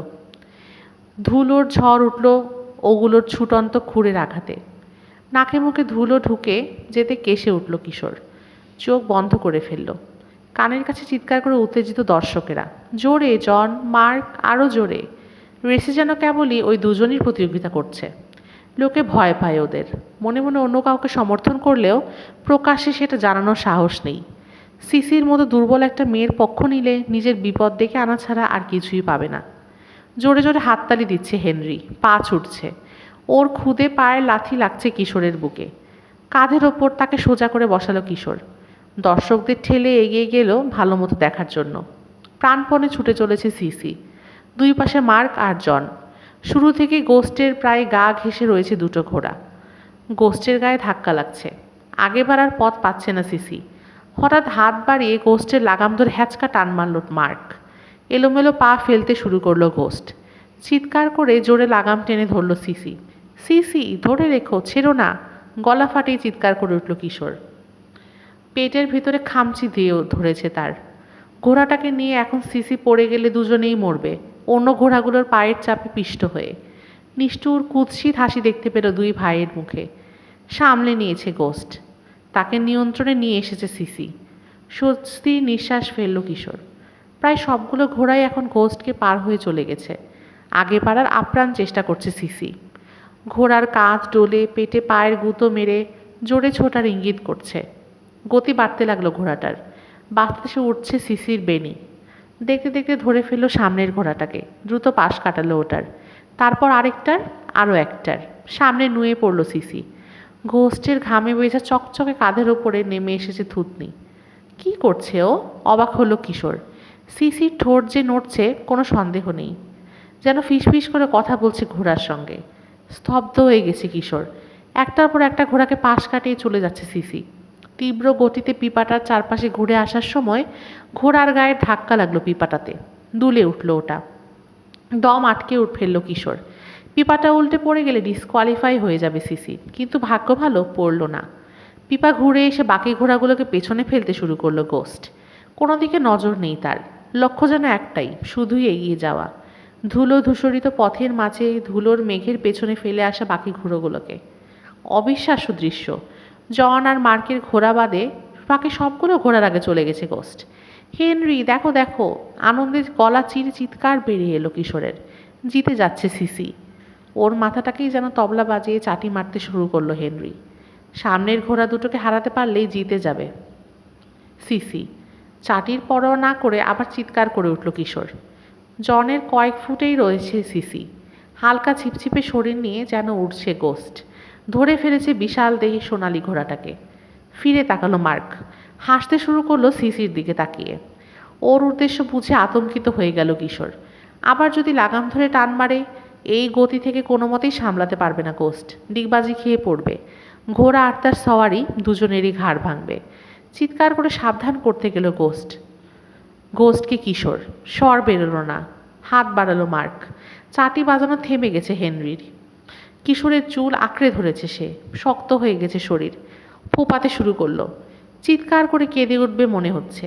ভয়ঙ্কর এই দৃশ্য হেনরিকে দেখতে দিতে চাইল না কিশোর। টেনে তাকে কাঁধ থেকে নামানোর চেষ্টা করলো, কিন্তু সেটে বসে আছে হেনরি। কোনো মতেই তাকে নামানো গেল না। কোনো রকম আগাম সংকেত না দিয়ে আচমকা পেছনের পায়ে ভর দিয়ে দাঁড়িয়ে গেল মার্কের ঘোড়াটা। মার্কের একটা হাত বাড়ানোই আছে গোস্টের দিকে।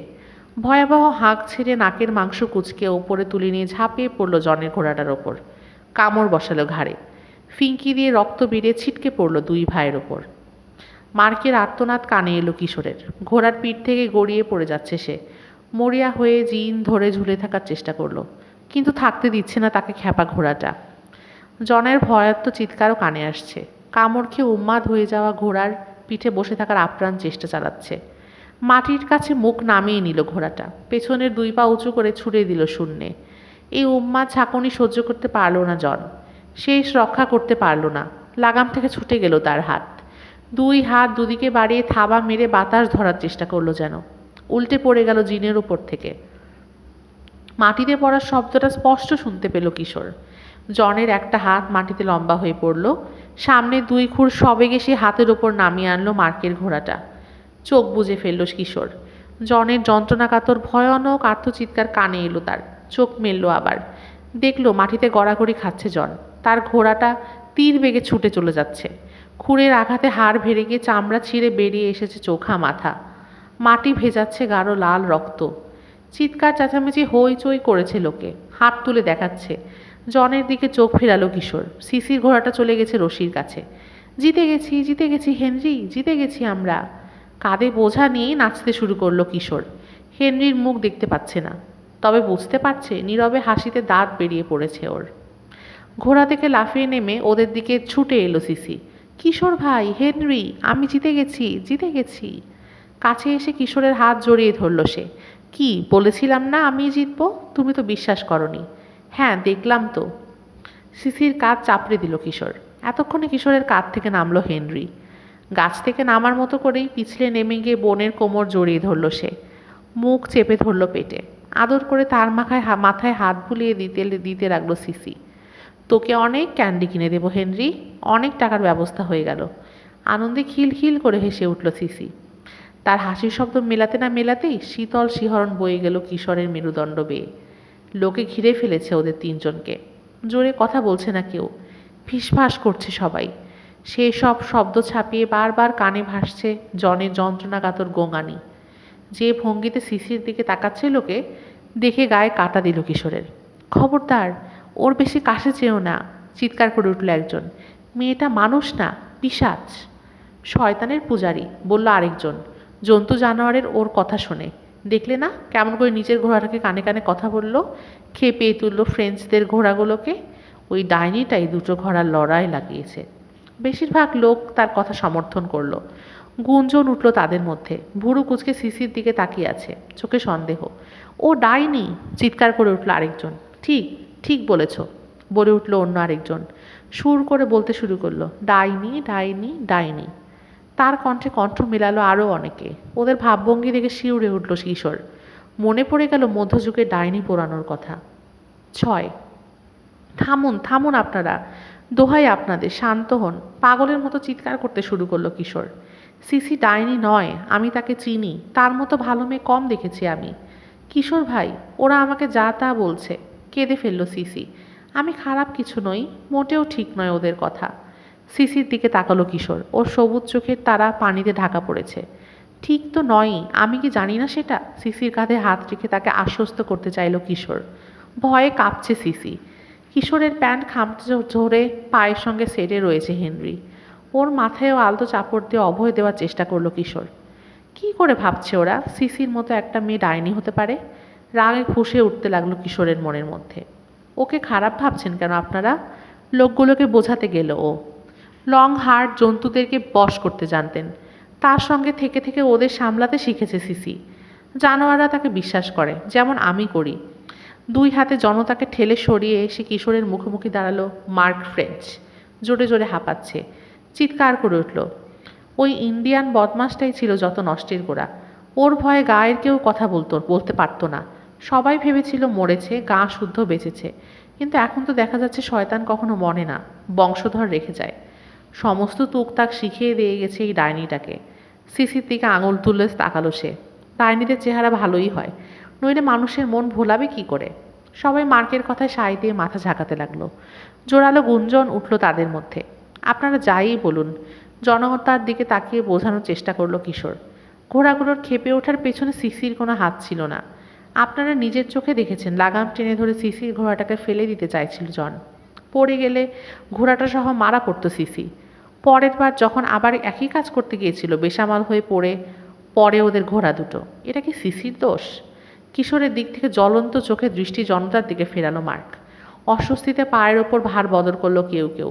সবাই চোখ নামিয়ে নিল। মার্কের বিরুদ্ধে সত্যি কথাটা বলতেও ভয় পাচ্ছে ওরা।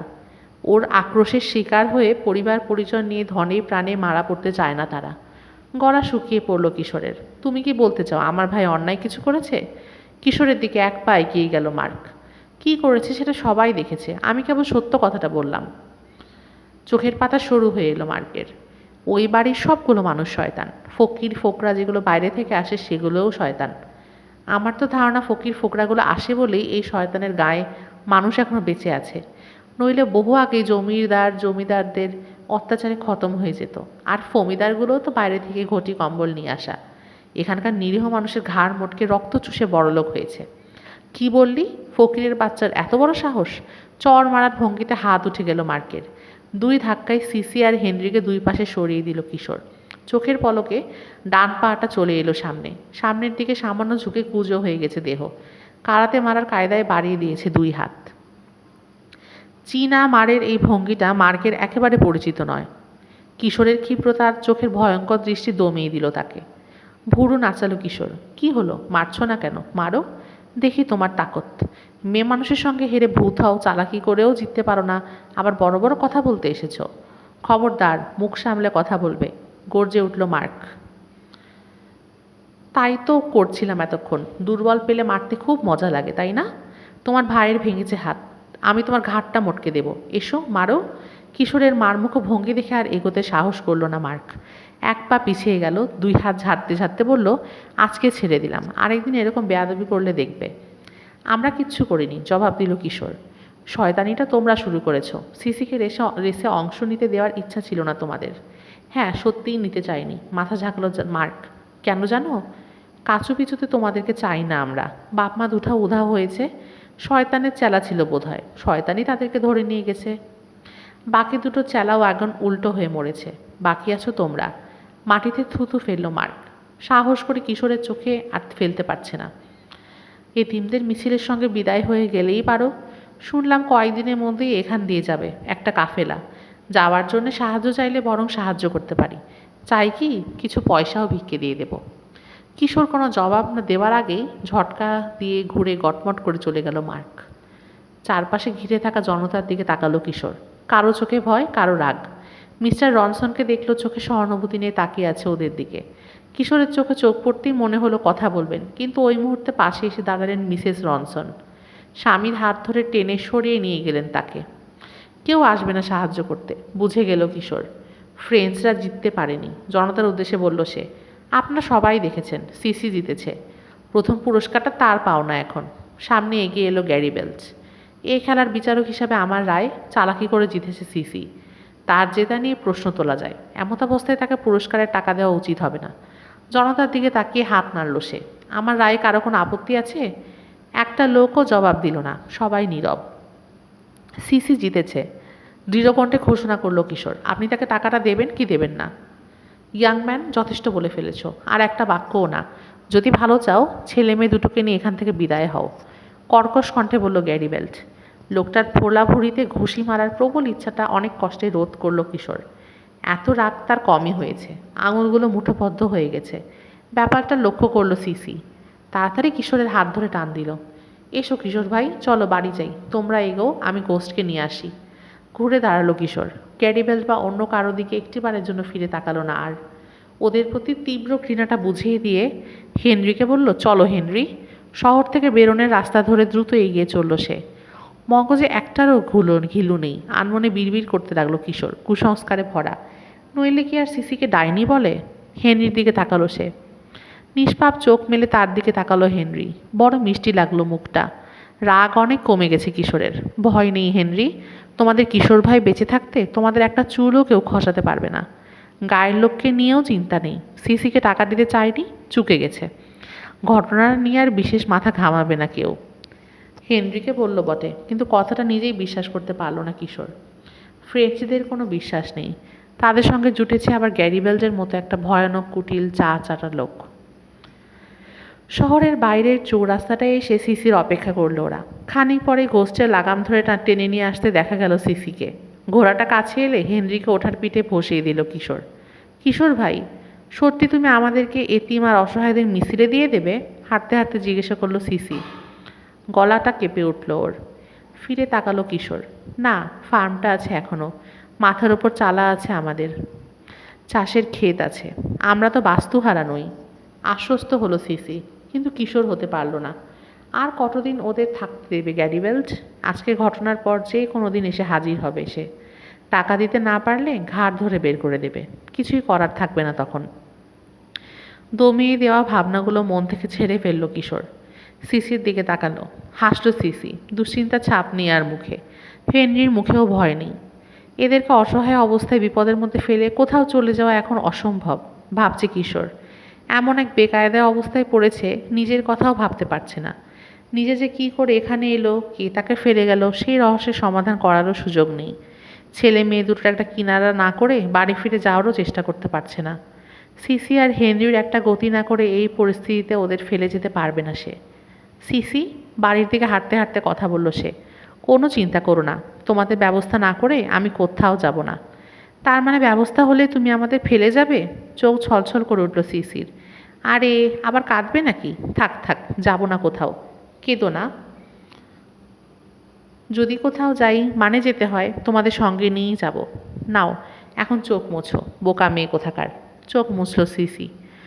কিন্তু হাসি ফুটল না মুখে। কিশোর ভাই, তুমিও কি আমাকে ডাইনি মনে করো? লোকগুলো যা বলেছে তা বিশ্বাস করো? পাগল নাকি? আমি কি ওগুলোর মতো ছাগল? জন্তু জানোয়ারদের কথা শোনানোর ক্ষমতা আছে তোমার। গর্ব করার মতো বিদ্যে এটা। এখন তো আমার রীতিমতো দুঃখ হচ্ছে। আমিও শিখলাম না কেন। শেখনি ভালো হয়েছে। তাহলে তোমাকেও শয়তান বলতো লোকে। তা তো বলতোই, তবে তোমার কিছু করতে পারতো না। যা সাহস দেখলাম আজকে তোমার! এতগুলো লোকের বিরুদ্ধে যেভাবে রুখে দাঁড়ালে, মার্কের মতো খ্যাপা শুয়োরও তোমার ধমকে কুঁকড়ে গেল। যাই বলো, ওর ভাইটার হাত ভাঙাতে আমি খুশিই হয়েছি। ঘাড় মটকে মরলে আরও খুশি হতাম। খিলখিল করে হাসতে লাগলো সিসি। বোনকে হাসতে দেখে যেন হেনরিও হাসল, কিন্তু কিশোর হাসতে পারল না। সিসির কথা আর হাসি চমকে দিয়েছে তাকে। মেরুদণ্ড বেয়ে নেমে গেল শীতল শিহরণ। 7 কয়েকদিন পর কুড়াল দিয়ে লাকড়ি ফাটতে ফাটতে কিশোর ভাবছে, ওই লোকটি কাজ অন্তত জানোয়ারের সাহায্য ছাড়া করা যায়। মাথার উপর কুড়াল তুলে ঘুরিয়ে কোপ মারল আবার লাকড়ির গায়ে। কাঠের টুকরো ছড়িয়ে পড়তে লাগলো চারিদিকে। একপাশে জমে উঠেছে লাকড়ির স্তূপ, লক্ষ্য নেই সেদিকে। তার মন জুড়ে রয়েছে অচষা জমিটা। গত পর কয়েকদিন খচ্চরটাকে দিয়ে হাল চালানোর চেষ্টা করে ব্যর্থ হয়েছে সে। গ্যাট হয়ে থাকে, কোনো মতেই ওটাকে দিয়ে কাজ করাতে পারে না, এগোতেই চায় না। প্রতি রাতে যখন বিছানায় এসে গড়িয়ে পড়ে কিশোর, সারা গায়ে ব্যথা ক্লান্তিতে ভেঙে আসে। তখনও ঘুম আসতে চায় না তার। গ্যারিবেল্টের মুখটা কুৎসিত বিকৃত হয়ে চোখের সামনে ভাসতে থাকে। সেই যেন পেটের মধ্যে খামচি দিয়ে ধরে। আর যেতে চায় না। আজ আসেনি গ্যারিবেল্ট, কার আসবে? বা পরশু আসবেই সে, জানে কিশোর। সামান্য যে কয়টা ধার আছে তার, তা দিয়ে গ্যারিবেল্টের ঋণ পরিশোধ হবে না। বাড়ি কেড়ে নেবে গ্যারিবেল্ট। ছেলে মেয়ে দুটোকে তখন কোথায় যাবে নিয়ে? কি করবে? কাফেলার কথাটা প্রথমে পছন্দ হয়নি তার, কিন্তু এখন যতই ভাবছে ততই মনে হচ্ছে সেই ভালো। চলেই যাবে, আর কোনো উপায়ও নেই।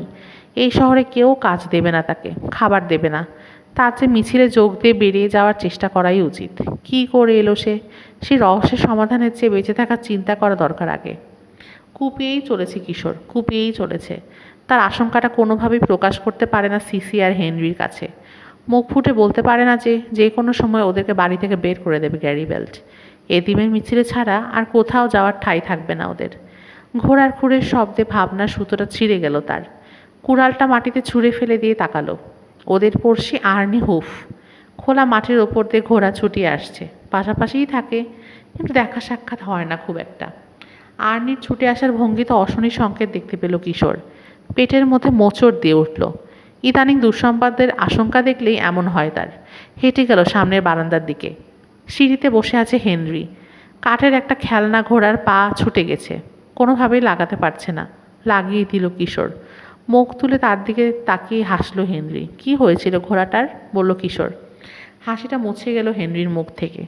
কথা বলে জবাব দিতে না পারার দুঃখটা যেন জোরে জোরে মাথা ঝাঁকাতে লাগলো। ওর চুলে আঙুল বুলিয়ে দিল কিশোর। থাক হেনরি, একদিন তুমি আবার কথা বলতে পারবে। লাগাম টেনে ঘোড়াটা থামালো আর্নি। মুখ তুলে তাকালো কিশোর। মাটিতে পা ঠুকতে ঠুকতে মৃদু ডাক ছাড়লো ঘোড়াটা। হ্যালো আর্নি, স্বাগত জানালো কিশোর। কেমন আছেন? ভালো না কিশোর, তোমাকে সাবধান করতে এলাম। কি হয়েছে? বুকের মধ্যে কাঁপুনি উঠে গেল কিশোরের। অদ্ভুত এক রোগ, গরুর। পাগল করে দিচ্ছে জানোয়ারগুলোকে। গতকাল ফ্রেঞ্চরা ওদের 6টা গরুকে গুলি করে মারতে বাধ্য হয়েছে। আমরা মেরেছি আজকে 3টাকে। বলেন কি? হ্যাঁ তাই, কিন্তু আমাদেরগুলো তো এখনও কিছু হতে দেখলাম না, বলে বারান্দা থেকে নামলো কিশোর। অসুস্থ যে সেটা কীভাবে বুঝলে? ঘোড়া থেকে নামলো আর্নি। চলো তোমাকে দেখিয়ে দিচ্ছি। বাড়ির পেছনে আর্নিকে নিয়ে এলো কিশোর। পায়ের শব্দে মুখ ফিরিয়ে দেখলো হেনরিও আসছে পিছন পিছন। তার দিকে তাকিয়ে হাসলো কিশোর। আমাদের তো আছেই মোটে কয়টা গরু, কিশোর বলল।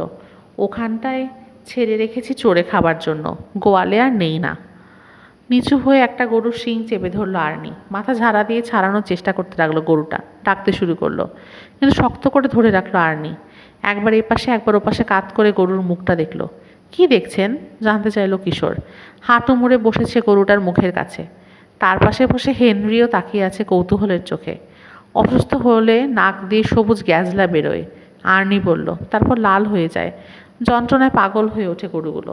খুব খারাপ রোগ মনে হচ্ছে, কিশোর বলল। খারাপ না হলে কি আর নিজের গরু কেউ গুঁড়ি করে মারে? এরকম রোগের কথা কেউ আগে শোনেনি। গায়ের লোকে ভাবছে অশুভ কোনো কিছু ছায়া পড়েছে গায়ে। কিশোরের দিকে তাকালো আর্নি। তোমাদের গরুগুলো তো ভালোই আছে দেখছি। এখনও আছে, তবে হতে কতক্ষণ, ভালো মতো খেয়াল রাখতে হবে। একটা গরু খোয়ালেও মস্ত ক্ষতি হয়ে যাবে আমাদের। ফিরে যাবার জন্য ঘুরে গিয়েই বরফের মতো জমে গেল আর্নি। আতঙ্কে ঠিকরে বেরিয়ে আসতে চাচ্ছে চোখ। কি দেখে এমন হলো আর্নির দেখার জন্য তাকালো কিশোর।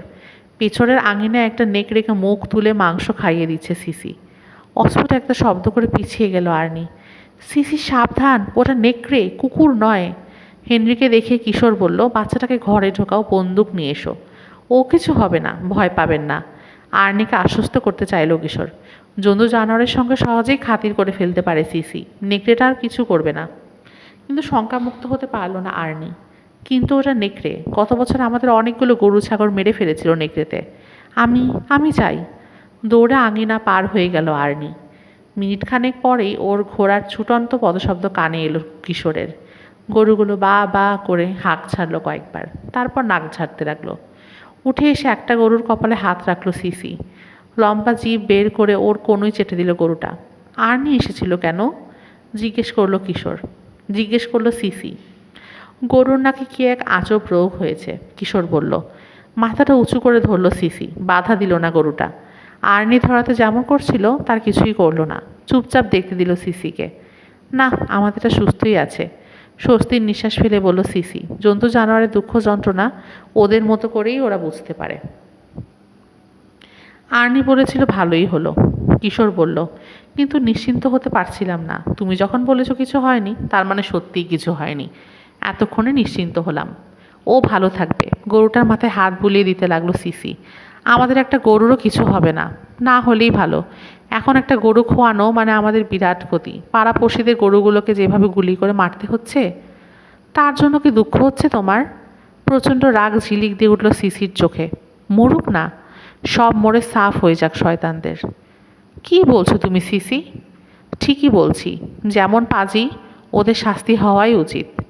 ওরা বলে আমি নাকি ডাইনি। 8 এই শনিবারে হেনরি আর সিসিকে নিয়ে শহরে গেল কিশোর, দোকান থেকে জিনিস কিনে আনতে। সপ্তাহের এই দিনটিতে এলাকার সমস্ত চাষি বাজার করতে আসে। লোকে গম গম করে শহরটা। কিন্তু সেই দিন লোকের ভিড় দেখা গেল না মোটেও। কাঠের সাইডওয়াক ধরে হাতে গোনা কয়েকজন হেঁটে যাচ্ছে। কেমন ভুতুরে নিস্তব্ধতা। পুরো শহরে যেন শোক পালনে রত।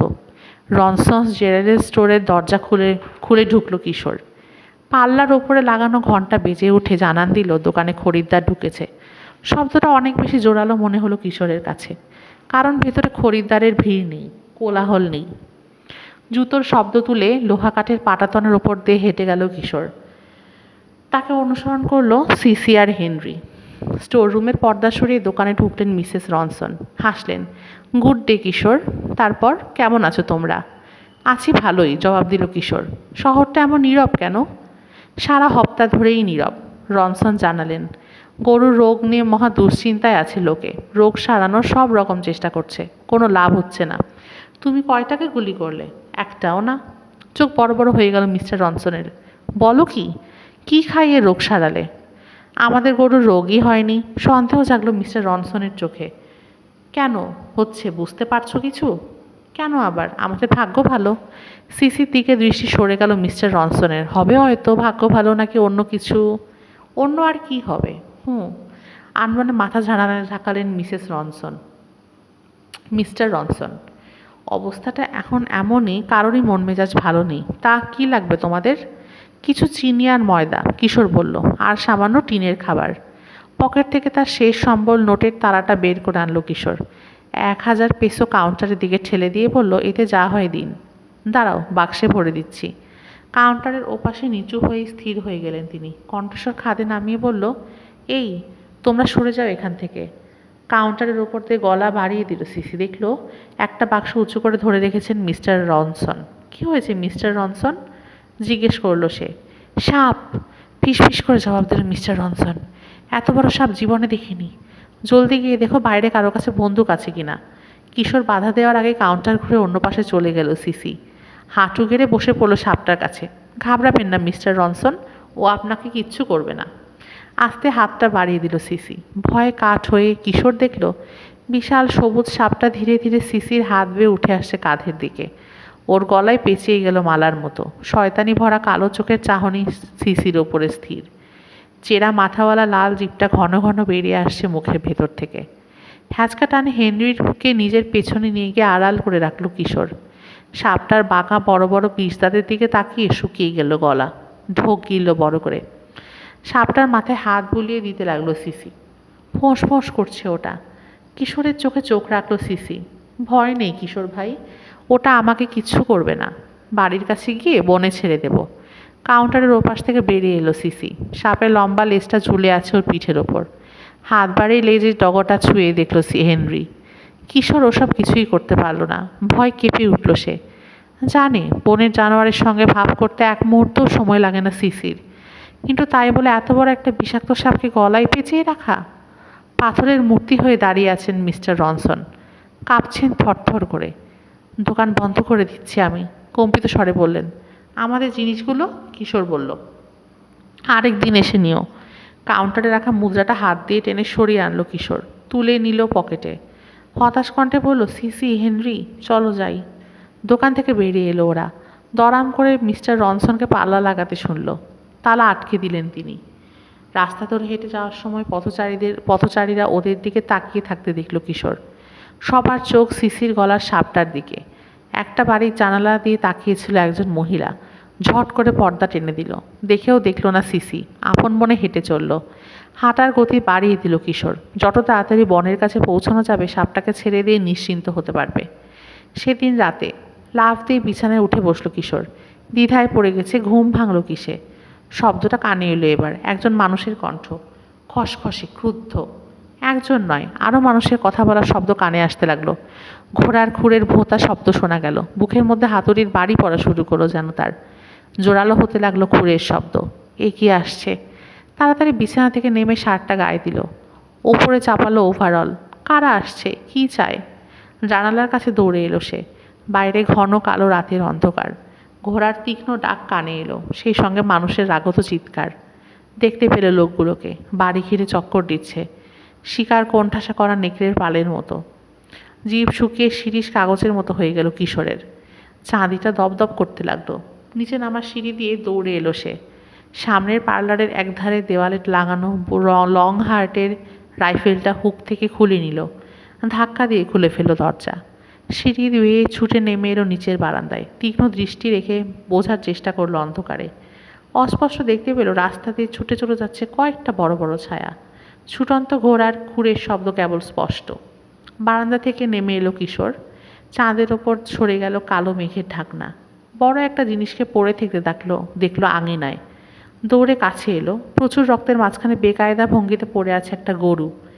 একরাশ অভিযোগ নিয়ে যেন কিশোরের দিকে স্থির দৃষ্টিতে তাকিয়ে আছে নিষ্প্রাণ চোখ দুটো।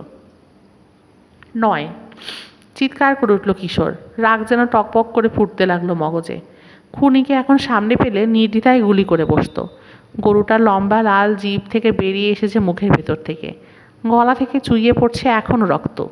মর্মান্তিক দৃশ্যটা সইতে না পেরে যাওয়ার জন্য ঘুরে দাঁড়ালো কিশোর। গরুর মুখের মধ্যে একটা আশ্চর্য জিনিস লক্ষ্য করলো সে। একটা কাগজ দলা বাঁকিয়ে ঢুকিয়ে দেওয়া হয়েছে মুখের ফাঁকে। গরুর মুখে কাগজ কেন? হাত বাড়ালো কিশোর। লাল আর রক্ত মাখা জিভটায় আঙুল লাগাতেই ঝটকা দিয়ে সরিয়ে আনলো। অনুভূতিটা ভয়ঙ্কর। সাবধানে আবার হাত বাড়িয়ে খুলে আনলো কাগজটা। চাঁদের আলোয় খুলে রয়েছে। দেখলো লেখা রয়েছে, আমাদের গরু মেরেছ, তোমাদের গরুও মারলাম, মেয়েটাকে ঠেকাও, তুমি না পারলে আমরা ঠেকাবো। বোকা হয়ে লেখাটার দিকে তাকিয়ে রইল কিশোর। ওরা ভাবছে গরুর মড়ক লাগার পেছনে সিসির হাত আছে। কি অসম্ভব ভাবনা। মরা গরুটার দিকে তাকালো সে। গরুটাকে জবাই করে রেখে গেছে ওরা। সিসিকেও কি খুন করতে আসবে? দ্রুত ঘরের দিকে ফিরল কিশোর, সিসির কিছু হয়েছে কিনা দেখার জন্য। সামনের বারান্দায় দাঁড়িয়ে আছে সে। লম্বা সাদা নাইট গাউনের ঝুল বাতাসে উঠছে। বেনি খুলে ফেলায় কালো চুলের বোঝা এলোমেলোভাবে ছড়িয়ে পড়েছে সারা কাঁধে। সুন্দরী, তাতে কোনো সন্দেহ নেই। স্থির হয়ে দাঁড়িয়ে গিয়ে ওর মুখের দিকে তাকালো কিশোর। চাঁদের আলোয় বাতাসে দুলন্ত গাউনটাকে অদ্ভুত লাগছে। মুখের ভঙ্গিটাও যেন কেমন। বোনের পাশে দাঁড়ানো হেনরি, দুই হাত আড়াআড়ি করে রাখা বুকের ওপর। হেনরির সবুজ চোখ বিস্ফারিত, ঠোঁট কাঁপছে। ভাইয়ের কাঁধে একটা হাত রেখে তাকে সাহস জোগানোর চেষ্টা করছে সিসি। আর কোনো ভয় নয়। অন্যদিকে তাকিয়ে বলল কিশোর, ওরা চলে গেছে। সিঁড়ি বেয়ে বারান্দায় উঠল সে, বন্দুকটায় হাত বোলালো। আবার এলে সোজা গুলি করে দেব। কাগজটায় কী লেখা জানতে চাইল সিসি। ও কিছু না, দেখলে ঘাবড়ে যাবে ভেবে দেখাতে চাইল না কিশোর। তাড়াতাড়ি কাগজটা পকেটে রেখে দিতে গেল, কিন্তু কাগজটা কেড়ে নিল সিসি। পড়তে পড়তে চোয়াল শক্ত হয়ে গেল। কি করে ভাবতে পারছে ওরা? কেঁদে ফেলল সিসি। কাগজটা দলা পাকিয়ে ছুঁড়ে ফেলল উঠানে। কিশোরের মুখের দিকে তাকালো সে। চাঁদের আলোতেও ওর চোখের রাগ স্পষ্ট দেখতে পেল কিশোর। ওরা ভাবছে আমি অশুভ কিছু, চিৎকার করে উঠল কিশোর। জাহার নামে যাক সব, মরুক, আমি ওদের ঘৃণা করি। দুদিন পর অনিচ্ছুক খরচরটা পেছন পেছন ভারী হাল টেনে নিয়ে এগোচ্ছে কিশোর। এই সময় দেখতে পেল গ্যারিবাল্টকে। মুখটাকে আষাঢ়ে মেঘের মতো গোমড়া বানিয়ে ভারী পায়ে হেঁটে আসছে ক্ষেতের ওপর দিয়ে। খরচরটাকে থামলো কিশোর। পকেট থেকে রুমাল বের করে ভুরুর ওপরে ঘাম মুছল। কাছে এসে দাঁড়ালো গ্যারিবাল্ট। পেছনে ঠেলে দিল হ্যাটটা। ভূমিকার মধ্যে না গিয়ে সরাসরি বলল, কিশোর, আগে সাবধান করা হয়েছিল তোমাকে, সাফ কথা বলো, আজকের মধ্যে টাকা দিতে পারবে কি না? ঢোক গিল কিশোর। আমার কাছে মাত্র 20,000 পেসো আছে। ফসল না উঠলে কোনো মতে আর একটা পয়সাও জোগাড় করতে পারবো না। কাশি দিয়ে গলা পরিষ্কার করলো গ্যারিবেল্ট। চোখ নামিয়ে বলল, বেশ, ওইটা আমি নিয়ে যাচ্ছি। আপাতত বাড়ি থেকে আর বিদায় করলাম না তোমাদের। পকেট থেকে নোটগুলো বের করলো কিশোর, ফেলে দিল গ্যারিবেল্টের ছড়ানো তালুতে। ভারী চাপ অনুভব করছে বুকের ভেতরে। কিছুই রইল না আর তার কাছে। 3 জন মানুষের কি করে চলবে? ভয়ানক দুর্ভাবনাটা জোর করে মাথা থেকে তাড়ালো। নোটগুলোর ওপর শকুনের নখের মতো বাঁকা হয়ে চেপে বসলো গ্যারিবেল্টের আঙুল। হাতটা ঢুকে গেল কোটের পকেটে। ভঙ্গি দেখে প্রচণ্ড রাগ যেন দলা বেঁধে উঠতে শুরু করেছে কিশোরের গলা বেয়ে। তোমাদের জানোয়ারগুলো সব সুস্থ আছে? জানতে চাইল গ্যারিবেল্ট। আছে। ফ্রেঞ্চদের ভাগ্য অতটা ভালো নয়। গাঁয়ের সবাই অবাক। সবার গরু মরেছে, তোমাদেরটা মরে না কেন? জানি। রাতের বেলা চোরের মতো এসেছিল ওরা, সিসিকে খুন করার হুমকি দিয়ে গেছে। এভাবে যদি গরু মরতেই থাকে, সিসিকে সত্যিই খুন করবে ওরা, কেউ ঠেকাতে পারবে না। কিন্তু সিসিকে ওদের গরু মারছে নাকি? রাগটা দমন করা কঠিন হয়ে যাচ্ছে কিশোরের পক্ষে। গরু মরছে রোগে। দোষটা অন্যের ঘাড়ে চাপিয়ে দিয়ে সান্ত্বনা পেতে চাইছে হত্য বোকাগুলো। হ্যাটটা টেনে সোজা করে বসালো গ্যারিবেল্ট। তোমার কথা আমি বিশ্বাস করলেও কিশোর, গায়ের অন্য কেউ করবে না। কিশোরের যখন এই দুর্গতি, রিটার তখন অন্য ঘটনা। রবিনদের লিভিং রুমে ডায়েরি পড়ে সেই ঘটনার কথাই জানছে রবিন। গভীর আগ্রহে শুনছে মুসা আর জিনা। পোশাকের দোকানটাতে নিয়ে যাওয়া হলো আমাকে।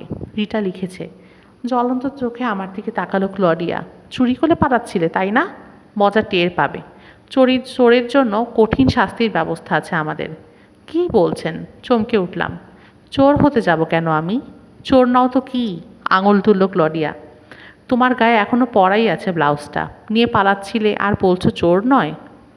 ব্লাউজটার দিকে তাকালাম। ধীরে ধীরে মাথায় ঢুকলো ঘটনাটা কি ঘটেছে। ব্লাউজটাও দোকানের বাইরে ধরেছে ওরা আমাকে, না বলে জিনিস নিয়ে বেরিয়েছি। চুরিই তো, কিন্তু আসলে তো আমি চুরি করিনি, বোঝাতে গেলাম দেখুন, বলেই চুপ হয়ে গেলাম। কি বলবো, সময় পেরিয়ে অন্য সময় চলে গিয়েছিলাম। কেউ কি বিশ্বাস করবে সে কথা? চুপ হয়ে গেলে কেন? ধমকে উঠল ক্লডিয়া। দেখুন, জিনিসটা কিনতেই তো চেয়েছিলাম আমি, জবাব দিলাম। না হয় বাইরে থেকে ধরে আনা হয়েছে আমাকে, তাতে কি, দাম দিয়ে দিচ্ছি, জিনিসটা আমার হয়ে গেল, ব্যাস, ঝামেলা কথম। তা হবে না, মাথা ঝাঁকালো ক্লডিয়া। সবাই সুযোগ পেয়ে যাবে তাহলে, পকেটে টাকা নিয়ে এসে জিনিস চুরি করবে। ধরা পড়লে বলবে দাম দিয়ে দিচ্ছি। একটা উদাহরণ তৈরি করে রাখা দরকার, দৃষ্টান্তমূলক শাস্তি।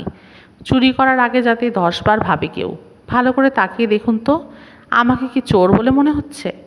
ভদ্র চেহারার আড়ালেই চুরি করা সহজ, কঠোর জবাব দিল ক্লডিয়া। প্রহরীদের বলল, এই সিকিউরিটি অফিসে নিয়ে যাও ওকে। জঘন্য কথা বলল আমাকে সিকিউরিটি ইনচার্জ। বারবার চোর চোর বলে অপমান করলো। বাবাকে খবর দিল। আমার বাবা একজন সম্মানিত লোক, ভালো মানুষ, যে কেউ পছন্দ করবে তাকে। জন হপকিন্স ইউনিভার্সিটি থেকে সাইকোলজিতে ডিগ্রি নিয়ে এখন মানসিক রোগের চিকিৎসা করেন। টাকার সমস্যা নেই। তার মেয়ে হয়ে আমি এই ধরনের অপরাধ করতেই পারি না। এসব কথা অনেক বোঝানোর চেষ্টা করলাম ইনচার্জকে। বুঝলো তো নাই, বরং ধমক দিল। আমার বাবার নাম নিয়ে ব্যঙ্গ করে বলল, মানুষের রোগ সারাতে যাওয়ার আগে নিজের মেয়ের চিকিৎসাই করা দরকার। এত রাগ লাগলেও কোনো কথাই বলতে পারলাম না, আর একেবারে চুপ মেরে গেলাম। এদের সঙ্গে কথা বলে লাভ নেই। বাবার আসার অপেক্ষায় রইলাম। বাবা এলো, নির্বিকার ভঙ্গিতে সিকিউরিটি ইনচার্জের সব কথা শুনলো, কোনো প্রতিবাদ করলো না। আমার পক্ষে কোনো সাফাই গাইতে গেল না। ইনচার্জের কথা শেষ হলে শান্ত ভঙ্গিতে জিজ্ঞাসা করলো, কি করতে চান এখন? ওর বিরুদ্ধে কেস করবেন? আমার উকিলকে ফোন করব? না, এতটা নিচে নামবো না আমরা, ইনচার্জ বলল। অনেক কিছুই করতে পারতাম, কিন্তু আপনি সম্মানিত লোক বলে ছেড়ে দিচ্ছি। পুলিশকে আর ডাকাডাকি করলাম না। বাবার দিকে চেয়ে কঠিন হাসি হাসলো লোকটা। তবে এই ধরনের কাজ করলাম যাতে আর কেউ সাহস না পায়, সেজন্য একটা ব্যবস্থা করে রাখা দরকার। আমার কয়েকটা ক্লোজ আপ ছবি তুলে নিয়ে রেখে বেশ কিছু সারগার্ভ উপদেশ দিয়ে বাবা সহ আমাকে বিদায় দিল সিকিউরিটি ইনচার্জ। ছবি তোলায় আতঙ্কিত বোধ করলাম। কি করবে? পোস্টারে আমার ছবি চেপে চোর আখ্যায়িত করে লাগিয়ে দেবে মলের দেওয়ালে দেওয়ালে? অন্য দোকানদারদের সাবধান করে দেবে? সর্বনাশ হবে। এই মলে ঢোকাই হলো ইতি। রকে বিচে টিকতে পারবো কিনা সন্দেহ।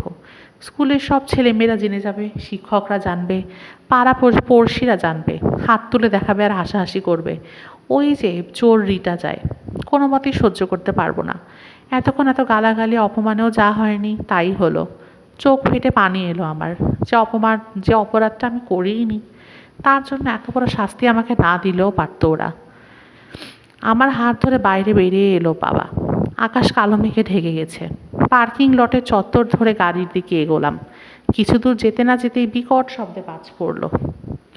গাড়িতে পৌঁছাতে পৌঁছাতে ভিজে চুপসে গেলাম আমরা। গাড়ি স্টার্ট দিচ্ছে বাবা। এতক্ষণে কথা বলার সুযোগ পেলাম। বাবা, ব্লাউজটা আমি চুরি করিনি। থাক, এই নিয়ে আর আলোচনা করার দরকার নেই। দোষটা আমারই। বাবার দায়িত্ব ঠিকমতো পালন করিনি আমি। বাবা, সত্যি বলছি, ওটা আমি চুরি করিনি। বিশ্বাস করো, যা হবার হয়ে গেছে। এখন থেকে আরও বেশি সময় দেবো তোমাকে। আমার হাতে চাপ দিল বাবা। বাবা, তুমি আমার কথা শুনছো না। আমি বলছি আমি চুরি করিনি। সব দেখে শুনে চুরিই মনে হতে পারে, কিন্তু যা ঘটেছে সেটা সাংঘাতিক। পার্কিং লট থেকে বেরিয়ে নীরবে কয়েক মিনিট গাড়ি চালালো বাবা। ভীষণ অস্বস্তিতে ভুগতে থাকলাম আমি। অবশেষে বাবা বলল, বেশ, বলো কি ঘটেছে, আমি শুনছি। ভেজা চুলে হাত বোলালাম, ঠোঁট কামড়ালাম। বাবাকে সব কথা বলি আমি, কোনো কিছুই গোপন করি না। বাবা আমার সবচেয়ে বড় বন্ধু, আমাকে বিশ্বাস করে। কিন্তু আজকের ঘটনাটাই সে কি করবে? বাবা, যে কথাটা আমি বলবো এখন, সে কথা দাও চুপ করে শুনবে। কথার মাঝখানে কোনো মন্তব্য করবে না, কোনো পরামর্শ দেবে না। ঠিক আছে, কথা দিলাম। ঘটনাটা হলো, ঢোক গিললাম। দ্বিধা হচ্ছে না আমার। শেষমেশ বলেই ফেললাম, বাবা, আমি সময় পেরিয়ে চলে গিয়েছিলাম। মাথা ঝাঁকালো বাবা। বলো, আমি শুনছি। বাবা, ব্লাউজটা পরে দেখার জন্য চেঞ্জিং রুমে ঢুকেছিলাম। হঠাৎ আলোগুলো মিটমিট করতে শুরু করলো, বিচিত্র শব্দ হতে লাগলো। আবার আলো জ্বললে যখন বেরিয়ে এলাম, তখন এক ভিন্ন জগতে চলে এসেছি। বাবা, সেটা 1987 সাল। বাবা বিশ্বাস করাতে বলছি, অথচ তখন আমার নিজেরই বিশ্বাস হচ্ছে না। সত্যি সত্যি আমি অন্য সময় চলে গিয়েছিলাম। 1987, 13 বছর আগে। হ্যাঁ বাবা, আমার কথা বিশ্বাস করছো কি না বুঝতে পারলাম না। রাস্তার মোড়ের বিখ্যাত সেই MS কুকি স্ট্যান্ডটা, সেটাতে যেতেই আমরা কুকি খেতে যেতাম। এক সেকেন্ড, রাস্তা থেকে মুহূর্তের জন্য নজর সরাচ্ছে না বাবা। মুষলধারে বৃষ্টি হচ্ছে। বাতাসে শুকনো শ্যাওলা ভেজা গন্ধের মতো গরমকালে বৃষ্টির সময় যা হয়। বেশি স্পিডে চালানোর সময় কথা বললে অ্যাক্সিডেন্ট করতে পারে, তাই গতি কমালো বাবা। হ্যাঁ, এবার বোঝার চেষ্টা করে দেখো যাক। এ ধরনের কল্পনা কেন করতে গেলে তুমি? দমে গেলাম। ও, তার মানে তুমি আমার কথা বিশ্বাস করছো না? তুমি ভেবেছো মিথ্যে কথা বলছি? আমি কি বলেছি মিথ্যে কথা? সত্যি কথাই বলছো তুমি, ডাক্তারি কণ্ঠে বলল বাবা।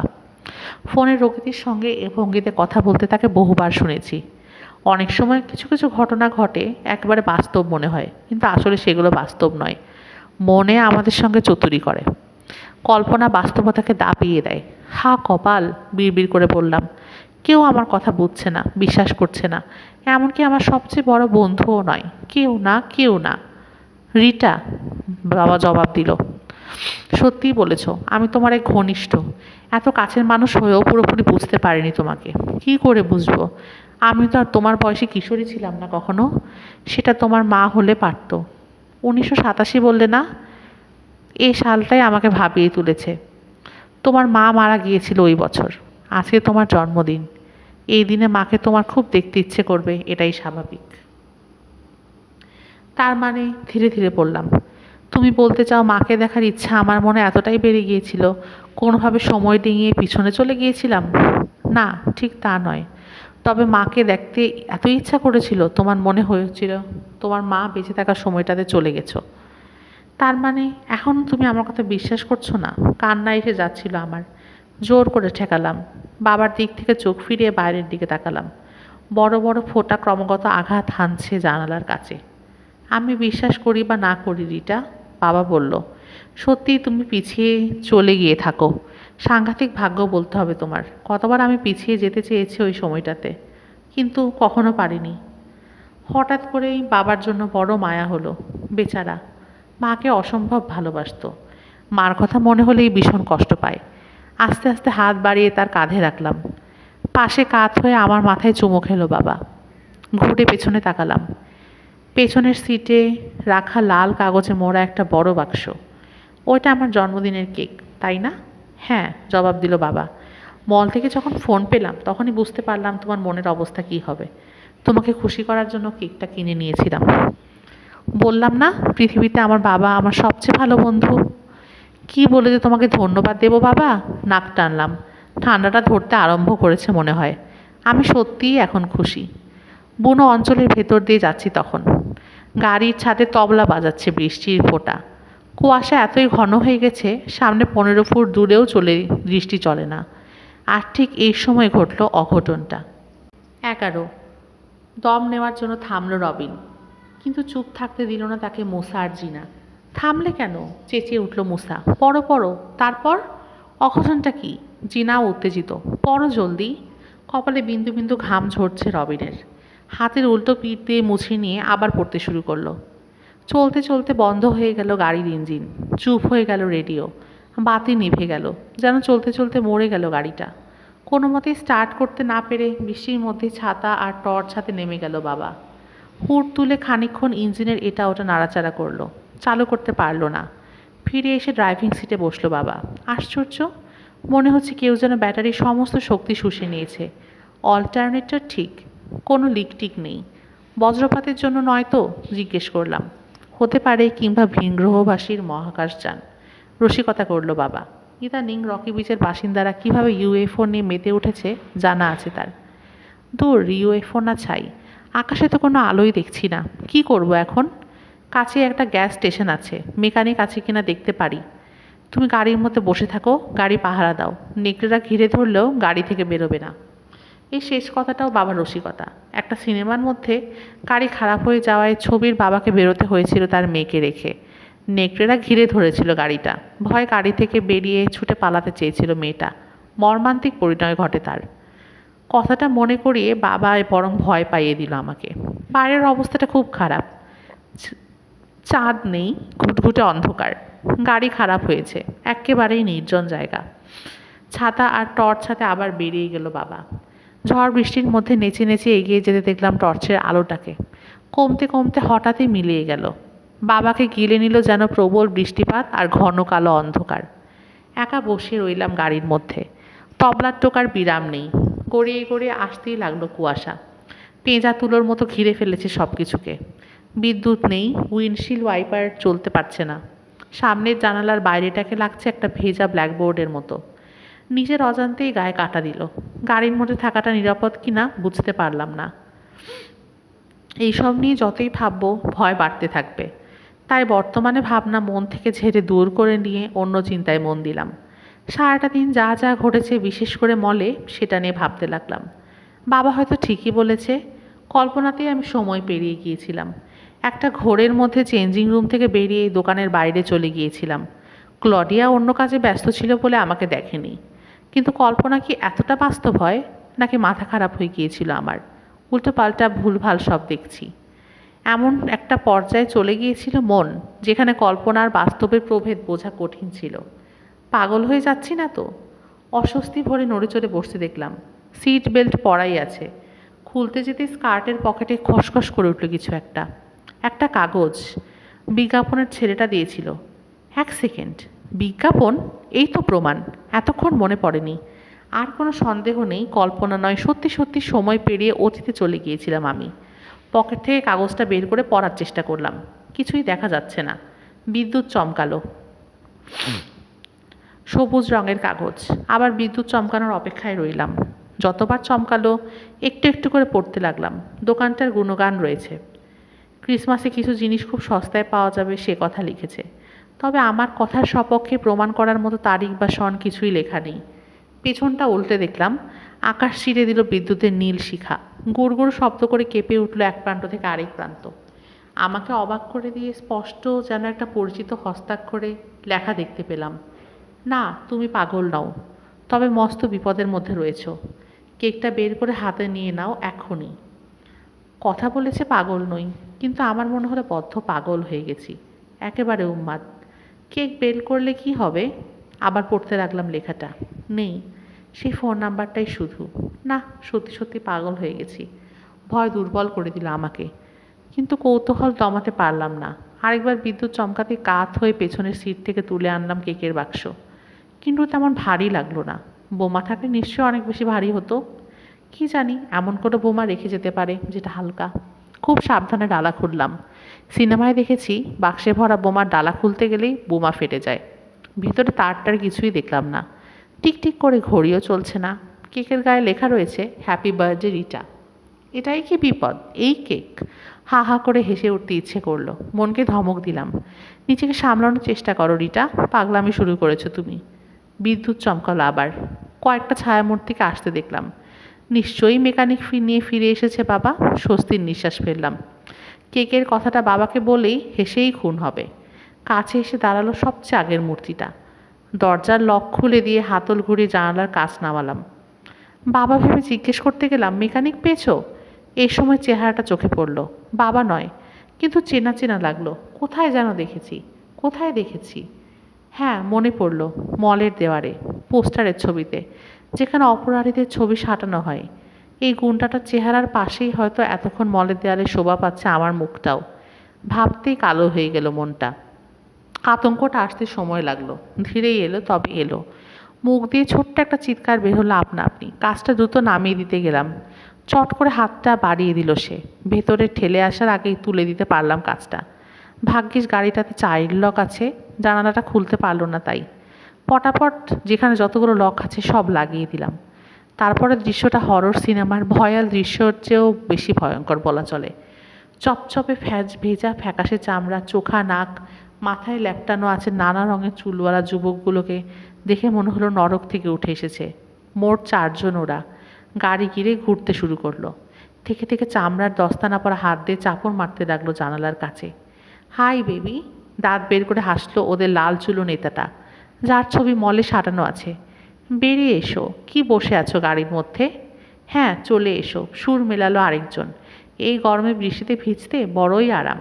শরীরটা তার মোটাসোটা, ছোটোখাটো একটা জলহস্তি মনে হচ্ছে। কপালে উল্কি দিয়ে সাপ আঁকা।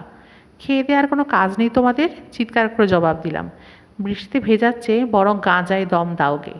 ইচ্ছে করলে ড্রাগও নিতে পারো। এখানে আমাকে জ্বালাতে এসেছো কেন? গাড়ির ট্রাঙ্কে উঠে লাফাতে শুরু করলো একজন। অন্য আরেকজন বুট পরা পায়ে লাথি মেরে একে একে ভেঙে ফেললো হেডলাইট, টেল লাইট, পার্কিং লাইট। তুমি বলে ড্রাগ টাক সবই নেব, খিক খিক করে হেসে জবাব দিল নেতা। কিন্তু গাড়িতে বসে আছো কেন? বেরো, বেরিয়ে এসে তারপর বলো। নাকি ভাবছো ওখান থেকে তোমাকে বের করে আনতে পারবো না আমরা? জাহান্নামে যাও শয়তানের দল, চিৎকার করে বলে উঠলাম আমি। গাড়িটা দোলাতে শুরু করলো ওরা। ভাগ্যিস ভলভো গাড়িগুলো খুব মজবুত করে বানায় কোম্পানি। দোলানোর চোটে গা গুলিয়ে উঠলো আমার। ভয় পেয়েছি সেটা বুঝতেই পারলাম না। বুঝতে পারলাম, তবে ওদের বুঝতে দিলাম না। চিৎকার করে বললাম, গাড়ির মধ্যে জীবনও ঢুকতে পারবি না তোরা।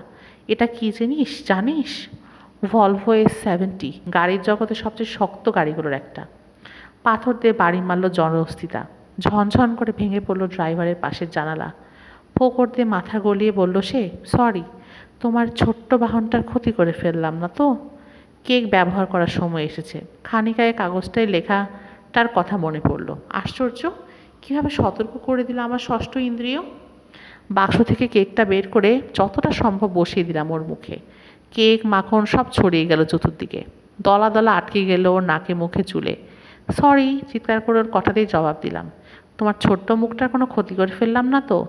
মুখ খারাপ করে একটা গালি দিল সে। চোখ থেকে 18 চকলেট বের করে চেষ্টা করছে। আমি তোমার 12টা বাজিয়ে ছাড়বো। ধরতে পারলে তবে তো, বলে অধিকার দরজার লকটা নামিয়ে হ্যান্ডেলে মোচড় দিয়ে জোর পায়ে লাথি মারলাম দরজার গায়ে। আঘাতটা সবচেয়ে বেশি লাগলো জলহস্তির মোটা ভুঁড়িতে। হুপ করে সমস্ত বাতাস বেরিয়ে গেল তার পেট থেকে, চিত হয়ে পড়ে গেল কাদার মধ্যে। বাকি 3জন দাঁড়িয়ে রয়েছে অন্য পাশে। লাফ দিয়ে গাড়ি থেকে নেমে ছেড়ে দৌড় লাগালাম বনের দিকে। 12। এত বছরের চিয়ারলিডিং প্র্যাকটিস কাজে লাগলো এখন। প্রায় উড়ে পার হয়ে এলাম খোয়া আর কাদা পানিতে ভরা রাস্তা। ঢুকেই পড়লাম ঝড়ো উন্মত্ত বনের মধ্যে। যেভাবে কোনো দিকে না তাকিয়ে দৌড়াচ্ছিলাম, কপাল ভালো গাছের গায়ে কপাল ঠুকে ফেললাম না। ডালপাতার বাড়ি লাগছে মুখে। 2 হাত সামনে বাড়িয়ে সরানোর চেষ্টা করে ছুটতে লাগলাম। ভেজা কাপড় সেটে আছে গায়ের সঙ্গে। ডালপালা কাঁটালতা জড়িয়ে যাচ্ছে, হাতে পায়ে আঁকড়ে ধরছে। তবুও বনটা এখন গাড়ির চেয়ে অনেক বেশি নিরাপদ। জীবনেও এত ঘন ঘন বিদ্যুৎ চমকাতে দেখিনি আমি। সারা আকাশটাতে জালের মতো বিছিয়ে যাচ্ছে তীব্র নীল শিখা। ক্ষণে ক্ষণে বজ্রের গর্জন, যেন কোনো অজানা দানবেরা দল বেঁধে পৃথিবী আক্রমণ করতে আসছে। কাঁধের ওপর দিয়ে ফিরে তাকালাম, নীলচে সাদা বিদ্যুতের আলোয় ঠিক আমার পেছনেই লেগে থাকতে দেখলাম গুন্ডাগুলোকে। প্রাণপণে দৌড়তে লাগলাম, পেছন ফিরে তাকালাম না আর। যখন মনে হলো আর পারবো না, ধরা পড়ে যাব, ঠিক তখনই চোখে পড়লো সার্ভিস স্টেশনের আলো পাহাড়ের মাথায়। বাবা সম্ভবত ওখানেই গেছে মেকানিকের খোঁজে। কুয়াশা উজ্জ্বল হতে পারছে না আলোটা, ঘোলাটে গোল একটা আভা। যাই হোক, এই যাত্রায় মনে হয় বেঁচেই গেলাম। কিন্তু পাহাড়ের ঢালটা চোখে পড়তেই দম গেল। ওইটা বেয়ে দৌড়ে ওঠা সহজ নয়, ধরে ফেলবে আমাকে গুন্ডাগুলো। পেছনে চলেই এসেছে। তাই বলে থামলাম না, খোয়া বিছানা একটা রাস্তায় উঠে পড়লাম। সেটা উঠে গেছে চূড়োয়। সেটা ধরে উঠতে গিয়ে শরীর পুরো বাঁকা হয়ে গেল সামনের দিকে। পিছলে গেল স্যান্ডেল, পড়ে গেলাম উপর হয়ে। হাতের আঙুলগুলো নিজের অজান্তেই কাদায় বসে গিয়ে মাটি আঁকড়ে ধরল। হাঁপাতে হাঁপাতে বুক ব্যথা হয়ে গেছে, ধরে রাখতে পারলাম না। আঙুলের সঙ্গে উঠে এলো নরম মাটি। পিছলাতে শুরু করলাম। খানিকটা পিছলে নামার পরেই গড়ানো শুরু করলাম। ধারালো পাথরের আঘাতে কেটে যেতে লাগলো কপাল, কনুইয়ের চামড়া। পড়ে গেলাম কাদা পানিতে ছোট একটা গর্তের ভেতরে। তোলো ওকে, চিৎকার করে উঠল জলহস্তি। চোখে মুখে এখনো মাখন লেগে রয়েছে। এক হাতে পেট চেপে ধরে রেখেছে, যেখানে লেগেছিল গাড়ির দরজা। ওর 12টা আজকে আমি বাজাবই। 2জন এসে 2 দিক ধরে টেনে দাঁড় করিয়ে দিল আমাকে। খুব চালাক ভাবো নিজেকে, তাই না? বলল ওদের নেতাটা। না, তাই আমি ভাবি না, জবাব দিলাম। ভীষণ ঠান্ডা লাগছে আমার, খিদেই পেট জ্বলছে। যে ভিজেছি, সর্দি লেগে যাবে জানার কথা। বেপরোয়া হয়ে উঠেছি, কাজেই কথা বলতে পরোয়া করলাম না। আর কি ভাবছি শুনবে? ভেবেছি সকালে কার মুখ দেখে আজকে ঘুম ভেঙেছিল। তোমাদের মতো একদল ঘেউ কুকুরের সামনে পড়লাম। আমার চারপাশ ধরে ঘুরতে শুরু করলো নেতাটা। রাগে কথা বেরোচ্ছে না ওর মুখ থেকে। ঢোক গিললাম, কিন্তু যা বলার বলে ফেলেছি, ফিরিয়ে নেওয়া যাবে না আর। ঘেউ কুকুর হয়ে আর যাই হই, কর্কশ কণ্ঠে বলল ওদের নেতা। তোমাকে একটা শিক্ষা না দিয়ে ছাড়বো না আজ, বিচ্ছু মেয়ে কোথাকার। রিকোর যা অবস্থা করেছো, জলহস্তিটাকে দেখালো সে। তার জন্য শাস্তি তোমাকে পেতেই হবে। ও, মোটকুর নামটা হলো রিকো। চুকচুক শব্দ করলাম জিভ দিয়ে। মুখ ফসকেই যেন বেরিয়ে গেল। আমি তো ভেবেছিলাম হিপোপটেমাস। চুপ! মুখ খিস্তি করে গালি দিল জলহস্তি। গর্জন করে বলল, আজ তোমাকে আমি। কালো জ্যাকেটের নিচ থেকে টান দিয়ে বের করলো কি যেন একটা। বোতাম টিপতে হঠাৎ করে খুলে গেল 8 ইঞ্চি লম্বা ইস্পাতের ফলা একটা সুইচ ব্লেড। আমাকে ইয়ার্কি মারা হচ্ছে না? আমি হিপো? ছুরির মাথাটা আমার পেটের দিকে তাক করে চিবিয়ে চিবিয়ে বলল রিকো। মজাটা আজকে টের পাবো। এক পা এগিয়ে এলো সে। দম বন্ধ করে পেটে ছুরি খাওয়ার অপেক্ষায় আছি। হাঁচি দিয়ে ফেললাম। হাঁচি দেওয়ার মোটেও উপযুক্ত সময় না ওটা, কিন্তু বৃষ্টিতে ভিজে কাদায় গড়াগড়ি খেয়ে পাহাড় থেকে গড়িয়ে পড়ে আমার অবস্থা তখন বড়ই শোচনীয়। আচমকা ঝলকে উঠল নীলচে সাদা তীব্র আলো। আকাশের বিদ্যুতের মতোই অসংখ্য বিদ্যুতের শিখা উঠে আসতে শুরু করলো আমার পায়ের কাছ থেকে। আমাকে ঘিরে, আমার সমস্ত দেহ ঘিরে ছড়িয়ে পড়লো কাদা পানিতে। সরু সরু আলোর সাপের মতো ছুটে গেল আমার শত্রুদের দিকে। সবগুলোকে জীবন্ত জালের মতো জড়িয়ে ফেলতে লাগলো সেই রঙিন বিদ্যুৎ শিখা। গলা ফাটিয়ে চিৎকার শুরু করলো ওরা। পাগলের মতো নাচতে লাগলো কাদার মধ্যে, হাত পা ছুড়ে সেই বিদ্যুৎ বিভীষিকার কবল থেকে রেহাই পাওয়ার জন্য। দৃশ্যটা দ্রুতই মিলিয়ে গেল চোখের সামনে। তারপর সব অন্ধকার। 13। জেগে উঠে চারপাশে বিচিত্র সব পোশাক পরা মানুষকে দেখতে পেলাম। হাসপাতালে রয়েছি। পায়ের কাছে দাঁড়ানো মহিলা ডাক্তার, ধূসর চুল, বুপে লাগানো নেম ট্যাগে নাম লেখা শেলি অলরিজ। বিছানার পাশে দাঁড়িয়ে আছে বাবা, সাংঘাতিক উদ্বিগ্ন। বাবার পাশে দাঁড়ানো একজন পুলিশ অফিসার। পুলিশ কেন? কাল থেকে সেই যে শুরু হয়েছে, আমার আতঙ্কের প্রহর কি আর শেষ হবে না? আমি ওই ব্লাউজ চুরি করিনি, চিৎকার করে উঠলাম। জীবনে কারো জিনিস চুরি করিনি আমি। কিসের ব্লাউজ? জানতে চাইলো অফিসার। চুরির অভিযোগে তোমাকে দায়ী করা হচ্ছে না। ঘরের আরেক পাশ থেকে বলে উঠলো আরেকটা কণ্ঠ। সেদিকে তাকাইনি, তাই দেখিনি এতক্ষণ। এখন দেখলাম পুলিশ চিফ ক্যাপ্টেন ইয়ান ফ্লেচার। হাসি মুখে এগিয়ে এলেন তিনি। চুপ করে থাকো হনি, চুপ করে থাকো সোনা। আস্তে আস্তে বাবা আমার কপালে হাত বুলিয়ে দিল। চুপচাপ শুয়ে থাকো, কোনো চিন্তা করো না। কিন্তু ও কিসের কথা বলল? চুরির প্রসঙ্গ টেনে আনতে চাইছে অন্য অফিসার। ওহ থামো তো ডেরিয়াল, ক্যাপ্টেন বলল। মেয়েটা অসুস্থ, তাকে এই সময় বিরক্ত করার কোনো দরকার আছে? রিটা, আমাদের আসার কারণটা তোমাকে বলি। কিছুক্ষণ আগে তোমার উপর হামলা চালানো হয়েছিল, মনে আছে? ধীরে ধীরে স্মৃতিটা ফিরে আসতে শুরু করলো আমার। গাড়িতে আটকা পড়া, বনের মধ্যে ছোটার দুঃস্বপ্ন, আমাকে ঘিরে ছড়াতে থাকা বিদ্যুতের জাল। হাসপাতালে রয়েছি যখন, নিশ্চয়ই আমাকে ছুরি মেরেছে। হ্যাঁ মনে আছে, জবাব দিলাম। আমাকে কি ছুরি মারা হয়েছে? না না হানি, বাবা বলল। তোমার কিছু হয়নি, ছুরি ওরা মারতে পারেনি তোমাকে। ক্লান্তিতে ভেঙে আসছে শরীর, বালিশে মাথা রাখলাম। চোখের পাতা মেলতেও কষ্ট হচ্ছে। তোমাকে এখন প্রশ্ন করতে খারাপই লাগছে, ক্যাপ্টেন বলল। কিন্তু তোমার স্মৃতিটা তাজা থাকতে থাকতে সব কথা জেনে নিতে চাই। বদমাশগুলোকে শায়েস্তা করতে হলে সব জানতে হবে আমাদের। ওই 4 গুন্ডার কথা বলছেন? হ্যাঁ, ওরা এখন পুলিশের কবজায়। শয়তানের গোড়া এক একটা। ওদের বিরুদ্ধে আগেও পুলিশের খাতায় অভিযোগ ছিল। এখন তো হাতে নাতেই ধরা পড়লো। দেখলে চিনতে পারবে? পারবো মানে? হেসে উঠলাম। ওদের চেহারা এখনই মুখস্থ বলে দিতে পারি আপনাকে। এমনকি ছবি কোথায় পাবেন তাও বলতে পারবো। ছবি? মুখ ফুঁসে কথাটা বলে ফেলে আফসোস করতে লাগলাম। কিন্তু আর ফেরার উপায় নেই। মলের দেওয়ালে অভিযুক্তদের ছবি যেখানে সাঁটানো হয় সেখানেই দেখতে পাবেন ওদের নেতার ছবি। বাকি 4টেও নিশ্চয়ই ওখানেই আছে, অত খেয়াল করিনি। আমার ছবিটার পাশে। তোমার ছবি মানে? কথাটা ধরে বসলো অফিসার ডেরিয়াল। তুমি চুরি করেছিলে নাকি? না করিনি। সে অনেক কথা। প্রসঙ্গটা চাপা দেওয়ার চেষ্টা করলেন বাবা। বিরক্ত দৃষ্টিতে ডেরিয়ালের দিকে তাকালেন ক্যাপ্টেন। আমার দিকে ফিরে বললেন, আসল কথা আগে। রিটা, গুন্ডগুলো কীভাবে তাড়া করলো তোমাকে, খুলে বলতে পারবে? হ্যাঁ পারবো। গাড়িতে বসেছিলাম, বললাম আমি। বাবা গিয়েছিল সার্ভিস স্টেশনে গাড়ি ঠিক করার জন্য মেকানিক আনতে।